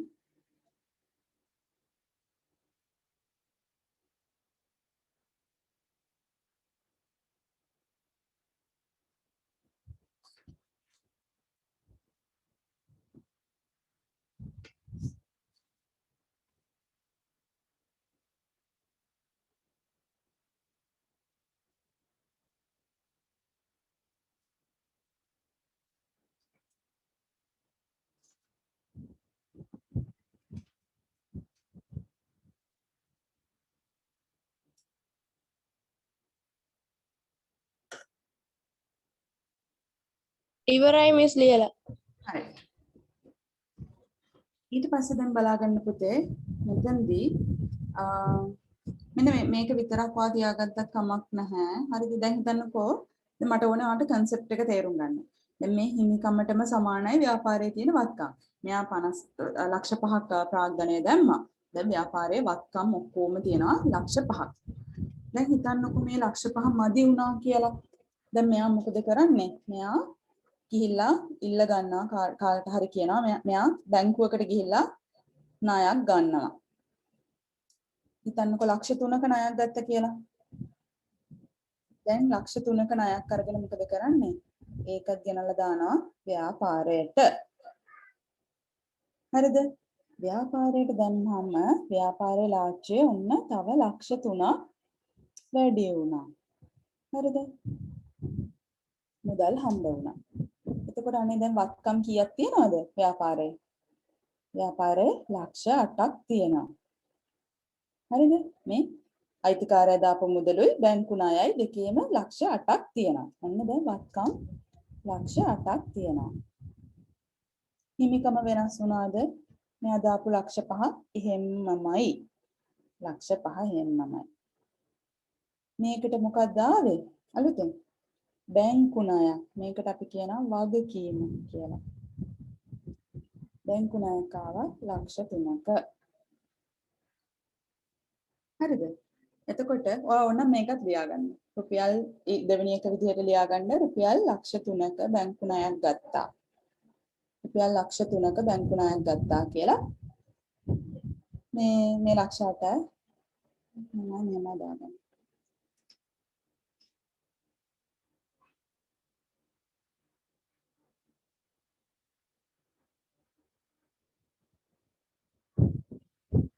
හරිද? එතකොට ආයේ ඒක යටින් ලියා ගන්න. ඉහත නිදසුනට අනුව ව්‍යාපාරයේ හිමිකරුවාගේ අයිතිය වනුයේ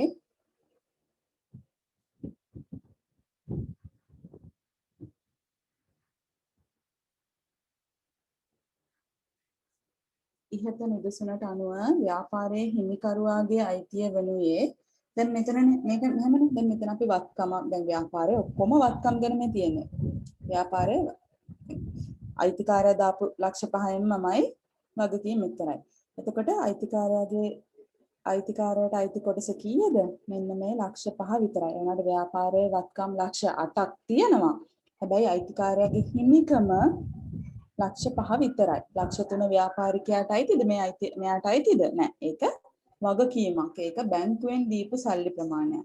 ඒක හින්දා ව්‍යාපාරයේ වත්කම් වැඩි වුණා තමයි. ලාච්චුවේ මුදල් වැඩි වුණා. හැබැයි අයිතිකාරයාට අයිති ලක්ෂ 5 විතරයි. එතකොට පුතේ අපි ඔයාලා දන්නවා ඔයාලා මොනවද? සමීකරණ ගණන් හදලා තියෙනවානේ. දැන් මේ වත්කම් සමානයි හිමිකම් ධන වගකීම් කියලා තිබ්බහම මේ හිමිකම අපි හොයන්න මොකද කරන්නේ? හිමිකම තනි කරලා මේ පැත්තෙන් මේක මෙහාට ගත්තාම හිමිකම සමානයි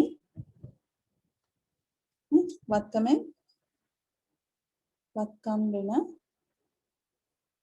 වගකීම්. එතකොට හිමිකම කීයද? වත්කම් කීයක් තිබ්බද? ලක්ෂ 8යි. වගකීම් කීයද? ලක්ෂ 3යි. එතකොට ඒක අඩු කරාම හිමිකම ලක්ෂ 5යි. මෙන්න මේක ලියන්න. ඔයාලා ලියාගත්තනේ අර නිදසුනට අනුව ව්‍යාපාරයේ හිමිකරුවාගේ අයිතිය වනුයේ කියලා.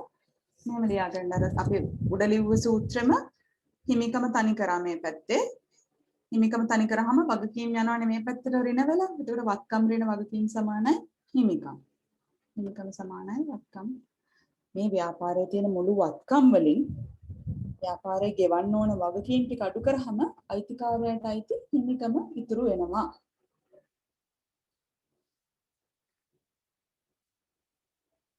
තේරුණා නේද? තේරුණා මේක?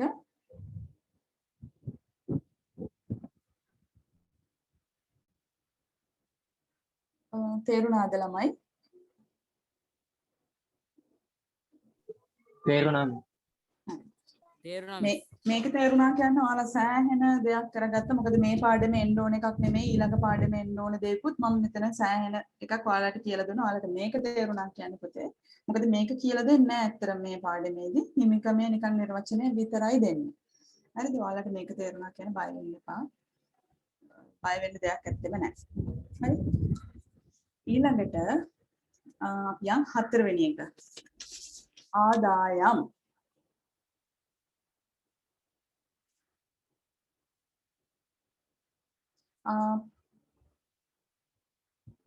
ආදායම්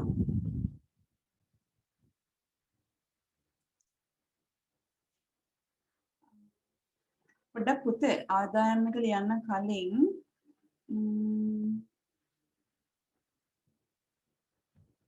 ඔයාලගේ හිමිකම් තැන ඉඩ තියෙනව නේද? ආදායම් එක පොඩ්ඩක් කපන්නකො මම ඒකත් මේ ඉස්සරහට එන්න ඕන එකක්. ඒක දැනන්න තිබ්බහම ඔයාලට ආදායම් වේදම් එකේදී ප්‍රශ්නයක් වෙන්නේ නැහැ. ආදායම් කියන මාතෘකාව පොඩ්ඩක් කපලා මෙන්න මේක පොඩ්ඩක් ඇඳ ගන්න.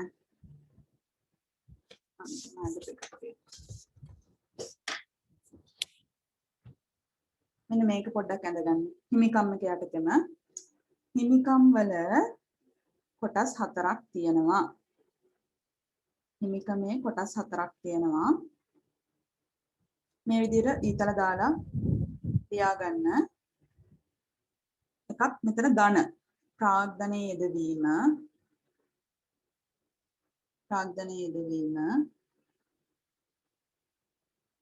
ඊළඟ එක ආදායම් ඒ දෙකටම ධන ඉස්සරහෙන් ධන දාගන්න.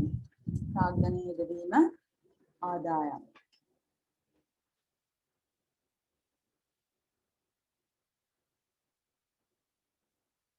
ඊට පස්සේ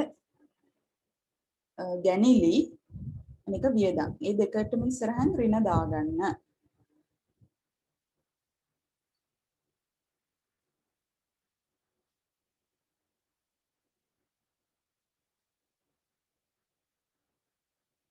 හරි නම් හරි කියන්නේ ඇඳලා ඉවරනාට පස්සේ හරි කියන්නේ හිමිකම් වල මිස් කොටස් පොඩ්ඩක් අයියෙන් කියන්නකෝ එන්නේ. ඇඳලා ඉවර නම් හරි කියලා කියන්නේ හිමිකම් වල Hari, කොටස් miss. ඇඳලා ඉවරද? Oh, miss. හරි. හිමිකම් වල කොටස් හතරක් තියෙනවා. ප්‍රාග්ධනය යෙදවීම, ආදායම්, ගැනිලි, වියදම්. ඊට පස්සේ මේ ආදායම් වියදම් මේ දෙකම අල්ලලා ආදායමෙන් වියදම අඩු කරාම ලාභය කියලා ලියාගන්න. ආදායමෙන් වියදම අඩු කරාම ලාභය කියලා ලියාගන්න. මේ ගැන දැන් වැඩි හිතන්න එපා. මේක මම පස්සේ කියලා දෙනවා. දැනට ඔයාගේ සටහනේ මේක ලියලා තියාගන්න. එච්චරයි. මේක තේරුම් නැහැ කියලා වද වෙන්න එපා.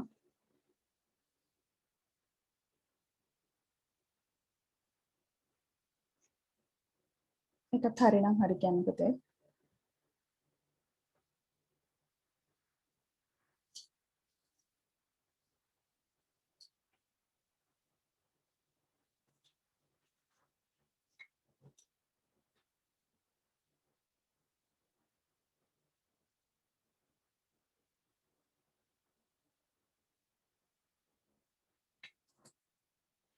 හරිද?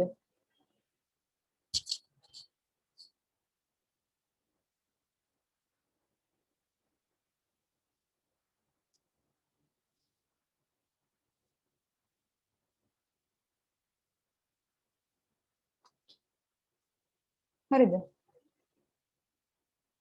Hari, miss.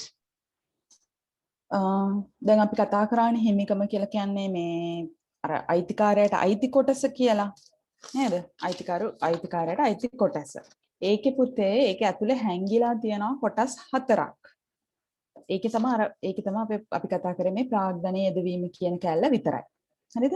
ප්‍රාග්ධනය යෙදවුවාම මොකද වෙන්නේ? හිමිකම වැඩි වෙනවා. ඒකයි මේ ධන ලකුණ දාලා තියෙන්නේ. හරිද? හිමිකම වැඩි වෙනවා ප්‍රාග්ධනය යෙදවුවාම. එතකොට දැන් හිතන්නකෝ මෙයා තව ලක්ෂ 3ක් මෙයාම දැම්මා කියලා. එතකොට මේ හිමිකම වැඩි වෙනවා. හරි? අන්න ඒ වගේ ප්‍රාග්ධනය යෙදවුවාම හිමිකම වැඩි වෙනවා. ආදායමක් ලැබුවාමත් හිමිකම වැඩි වෙනවා. ඒක ඔයා දැනට හිතන්න ඕනේ නෑ. මම නිකන් කියන එක නිකන් මතක තියාගන්න. හරිද? ආදායමක් ලැබුවාමත් හිමිකම වැඩි වෙනවා. අයිතිකාරයාගේ හිමිකම වැඩි වෙනවා. ගැනිලි කියලා කියන්නේ අයිතිකාරයා යාගේ පෞද්ගලික ප්‍රයෝජනයට සල්ලි ලාච්චුවෙන් ගන්නවා. දැන් මේ ලාච්චුවේ රුපියල් ලක්ෂ 5 දාලා තියෙනවා. හැබැයි මෙයාගේ පෞද්ගලික ප්‍රයෝජනයට මෙයා සල්ලි ගන්නවා. හිතන්නකො රුපියල් 50000ක් ගත්තා කියලා. එතකොට මේ හිමිකම අඩු වෙනවා. ඒකයි මෙතන ඍණ දාලා තියෙන්නේ. හරිද? අයිතිකරු පෞද්ගලික ප්‍රයෝජනයට ගත්තාම මේ හිමිකම අඩු වෙනවා. එතකොට වියදම් කරනකොට මේ හිමිකම අඩු වෙනවා කියලා කියනවා. හරිද? ඒ ටික දැනට දැනගෙන තිබ්බහම ඇති. ඊට මේ ආදායමෙන් වියදම් අඩු කරාම ලාභය කියලා කියනවා. ඒක දැනට මතක තියාගන්න. මේ සටහන විතරක් ගහලා තියාගන්න. අපි ඊළඟ පාඩමේදී මේක ලොකුවට කතා කරනවා. ඊළඟට ලියාගන්න පුතේ ආදායම් කියලා මාතෘකාව 4 ආදායම්. ආදායම් වලට විස්තරයේ විදිහට ලියාගන්න. අයිතිකරුවන් යොදන ප්‍රාග්ධනය හැර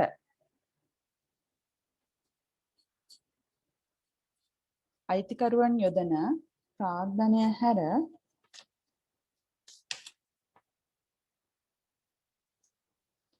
හිමිකමේ සිදුවන වැඩිවීම ආදායම වේ. අයිතිකරුවන් යොදන ප්‍රාග්ධනය හැර හිමිකමේ සිදුවන වැඩිවීම ආදායම වේ. මේ බලන්නකෝ ඒ කතාව මේකෙන්. අයිතිකරුවන් යොදන ප්‍රාග්ධනය හැර හිමිකමේ සිදුවන වැඩිවීම ආදායම වේ. හිමිකම් මෙතන වැඩි වෙන ඒවා දෙකක් ගැන කතා කරා. ප්‍රාග්ධනය යෙදවීමයි ආදායමයි. අඩු වෙන ඒවා දෙකක් තියෙනවා ගැනිලි වියදනුයි. හරිද? මොකද්ද මේ දැන් මේ ආදායම් කියලා කියන්නේ කියලා නිර්වචනයේ තියෙන්නේ? අයිතිකරුවා යොදන ප්‍රාග්ධනය හැර හිමිකමෙන් සිදුවන වැඩිවීම. දැන් හිමිකම් වැඩි වෙන ඒවා දෙකයිනේ තියෙන්නේ. ප්‍රාග්ධනය යෙදුවාම හිමිකම වැඩි වෙනවා කිව්වා. ආදායම් ලැබුවාම හිමිකම වැඩි වෙනවයි කිව්වා. එතකොට ආදායම් කියලා කියන්නේ මේ ප්‍රාග්ධනය යෙදවීම හැර හිමිකමෙන් සිදුවන වැඩිවීම. එච්චරයි. හරි? එතකොට ආදායම් වලට උදාහරණ ලියා ගන්න. විකුණුම්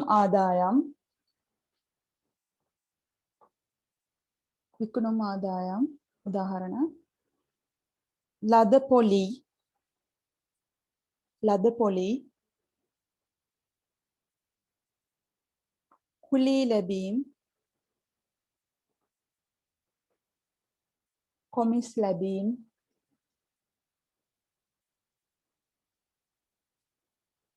ඒවා ඊළඟට පස්වෙනි එක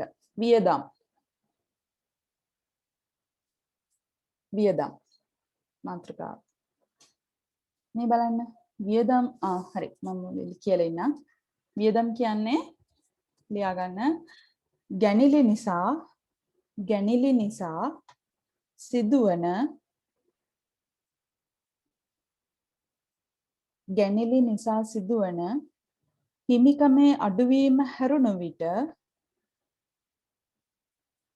නිසා සිදුවන හිමිකමේ අඩුවීම හැරුණු විට හිමිකමේ සිදුවෙන අනෙකුත් අඩුවීම වියදම් ලෙස වේ. ගැනිලි නිසා සිදුවන හිමිකමේ අඩුවීම හැරුණු විට හිමිකමේ සිදුවන අනෙකුත් අඩුවීම වියදම් ලෙස වේ.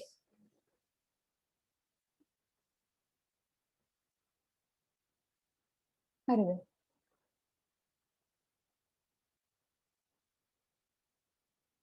ඒ කියන්නේ මේක නේ හිමිකම අඩු වෙන ඒවා දෙකක් තියෙනවා ගැනිලි හින්දයි වියදම් හින්දයි. එතකොට වියදම් කියලා කියන්නේ ගැනිලි නිසා අඩු වෙන හිමිකමේ අඩුවීම හැර ඉතුරු අඩුවීම තමයි වියදම් කියන්නේ. ඒක තමයි මේකෙන් කියලා දෙන්නේ. හරි. එතකොට ඔයා ඕනනම් නෑ ඒක ඕනේ නෑ. වියදම් වලට උදාහරණ ලියා ගන්න.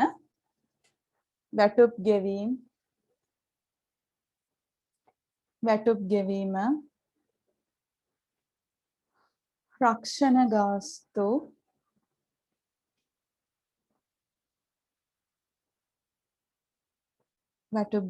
රක්ෂණ ගාස්තු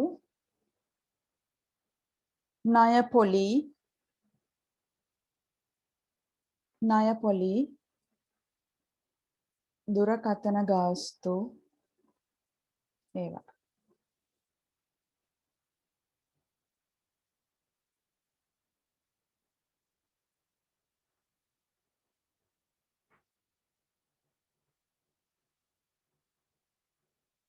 හරිද?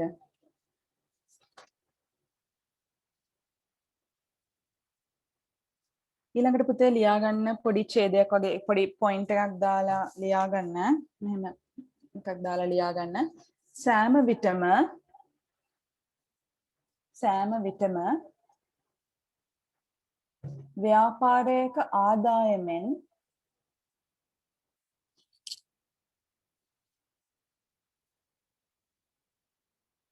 සෑම විටම ව්‍යාපාරයක ආදායමෙන් වියදම් අඩු කළ පසු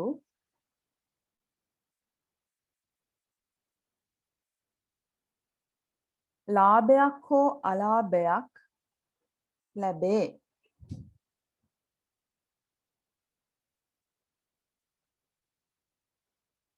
සෑම විටම ව්‍යාපාරයක ආදායමෙන් වියදම් අඩු කළ පසු ලාභයක් හෝ අලාභයක් ලැබේ. එම ලාභය හෝ අලාභය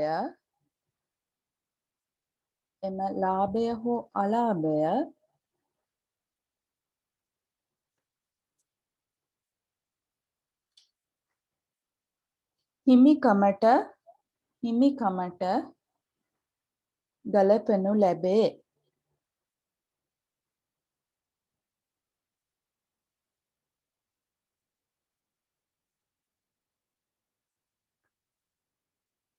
එවිට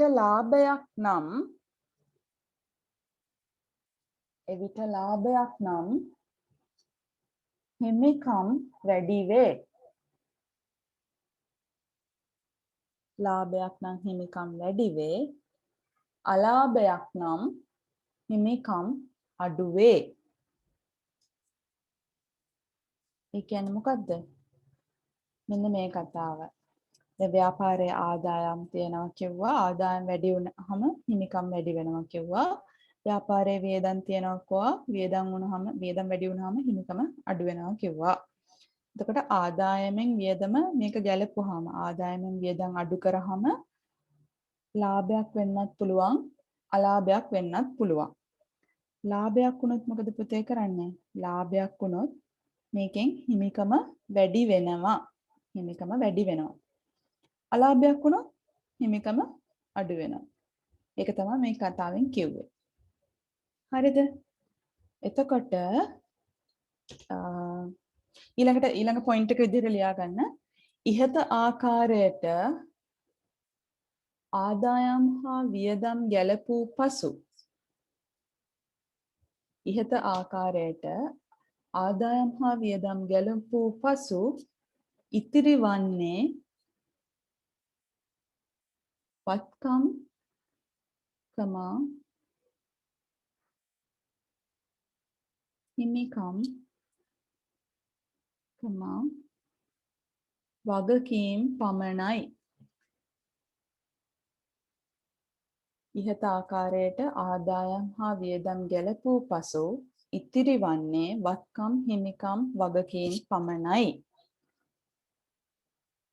ඊළඟට ආයි තව පොයින්ට් එකක් දාලා ලියා ගන්න.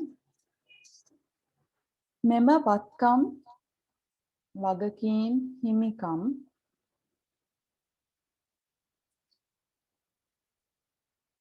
මෙම වත්කම් වගකීම් හිමිකම් අතර පවතින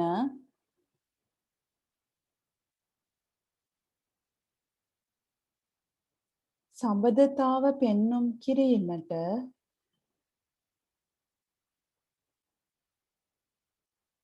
ගිණුම් කරන සමීකරණයක් භාවිතා කරනු ලබයි.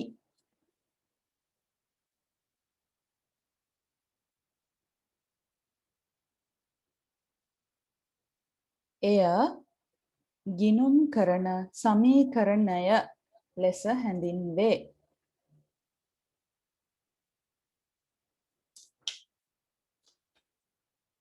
එතකොට ඊළඟ පාඩමෙන් තමයි ওই ගිණුම් කරන සමීකරණය ගැන අපි කතා කරන්නේ. හරිද පුතේ? දැන් අද පාඩම මෙතනින් ඉවරයි. හරි දැන් ඔයාලට වත්කම් කියන්නේ මොනවද? වගකීම් කියන්නේ මොනවද? හිමිකම් ආදායම් වියදම් කියන්නේ මොනවද කියලා හොඳ අවබෝධයක් ආවා. එතකොට ඔයාලට සාමාන්‍යයෙන් 10 වසරේදී මේ පාඩමේදී කියවෙන්නේ නැති ඊළඟ පාඩමේදී කතා කරන ටිකකුත් මෙතනදී ලොකුවට කතා කරා. කතා නොකරන ටිකක්. ඊට පස්සේ මෙතනත් සෑහෙන ප්‍රමාණයක් ඒකෙන් කවර් වුණා. ඉතින් ඔයාලට ඊළඟ පාඩම ඇත්තටම හරි ටිකක් අවධානයෙන් බලන්න ඕන එකක්. ඉතින් ඒකට ගොඩාක් ඔයාලට ලේසි වෙනවා මේ පාඩමට හරියට පාඩම් කරලා නෝට් එකක් ගහලා මේ ටික කරගත්තොත් එතකොට මම ඔයාලට හෝම්වර්ක් දෙනවා ක්‍රියාකාරකම 1 පිටුව 55 ක්‍රියාකාරකම 1යි ක්‍රියාකාරකම 2යි ක්‍රියාකාරකම 1යි 2යි කරන්න. මේකට අමතරව මම තව පොඩි එකක් ඔයාලට දාන්නම්. ඔයාලා ගාව අර පොත තියනවා නම් ඒ පොතේ දැන් ඔයාලට මේ පාඩම කරන්න පුළුවන්. ඒක නැති අයට මම ෆොටෝස් දාන්නම්. එතකොට ඊළඟ සතියේදී අපි ගිණුම් කරන සමීකරණය දවස් දෙකම කරන්න හිතාගෙන ඉන්නවා. ඒ කියන්නේ අඟහරුවාදයි බදාදයි දෙකේම ගිණුම් කරන සමීකරණය කොටස පාඩම කරනවා දවස් දෙකේම. ඒක නිසා ඊට කලින් පුතේ මේ පාඩම හොඳට ආපහු බලලා පාඩම් කරලා නෝට් එක කියවලා මේ ක්‍රියාකාරකම් ටිකක් කරලා අර ඔයාලා ගාව ගිණුම් කරන පොත තියෙනවා නම් ඒකේ තවරුමත් කරලා සූදානම් වෙලා එන්න. හරි? එහෙනම් ක්‍රියාකාරකම 1යි 2යි කරලා මට එවන්න. හරිද? එහෙනම් අදට පන්තිය ඉවරයි. එහෙනම් හැමෝටම මොන හරි ප්‍රශ්න තියෙනවද? අන්න තේරුණාද අද පාඩම? තේරුණා මිස්. හරි තේරුණාද අනිත් අයට? තේරුණා මිස්. හරි. තේරුණා මිස්. හරි. හරි. එහෙනම් මම අද පන්තිය නවත්තමු. මොන හරි ප්‍රශ්නයක් තිබ්බොත් මට පොඩ්ඩක් ආයි කතා කරන්න. එහෙනම් හැමෝටම ආයුබෝවන්. ආයුබෝවන් මිස්. ආයුබෝවන් මිස්.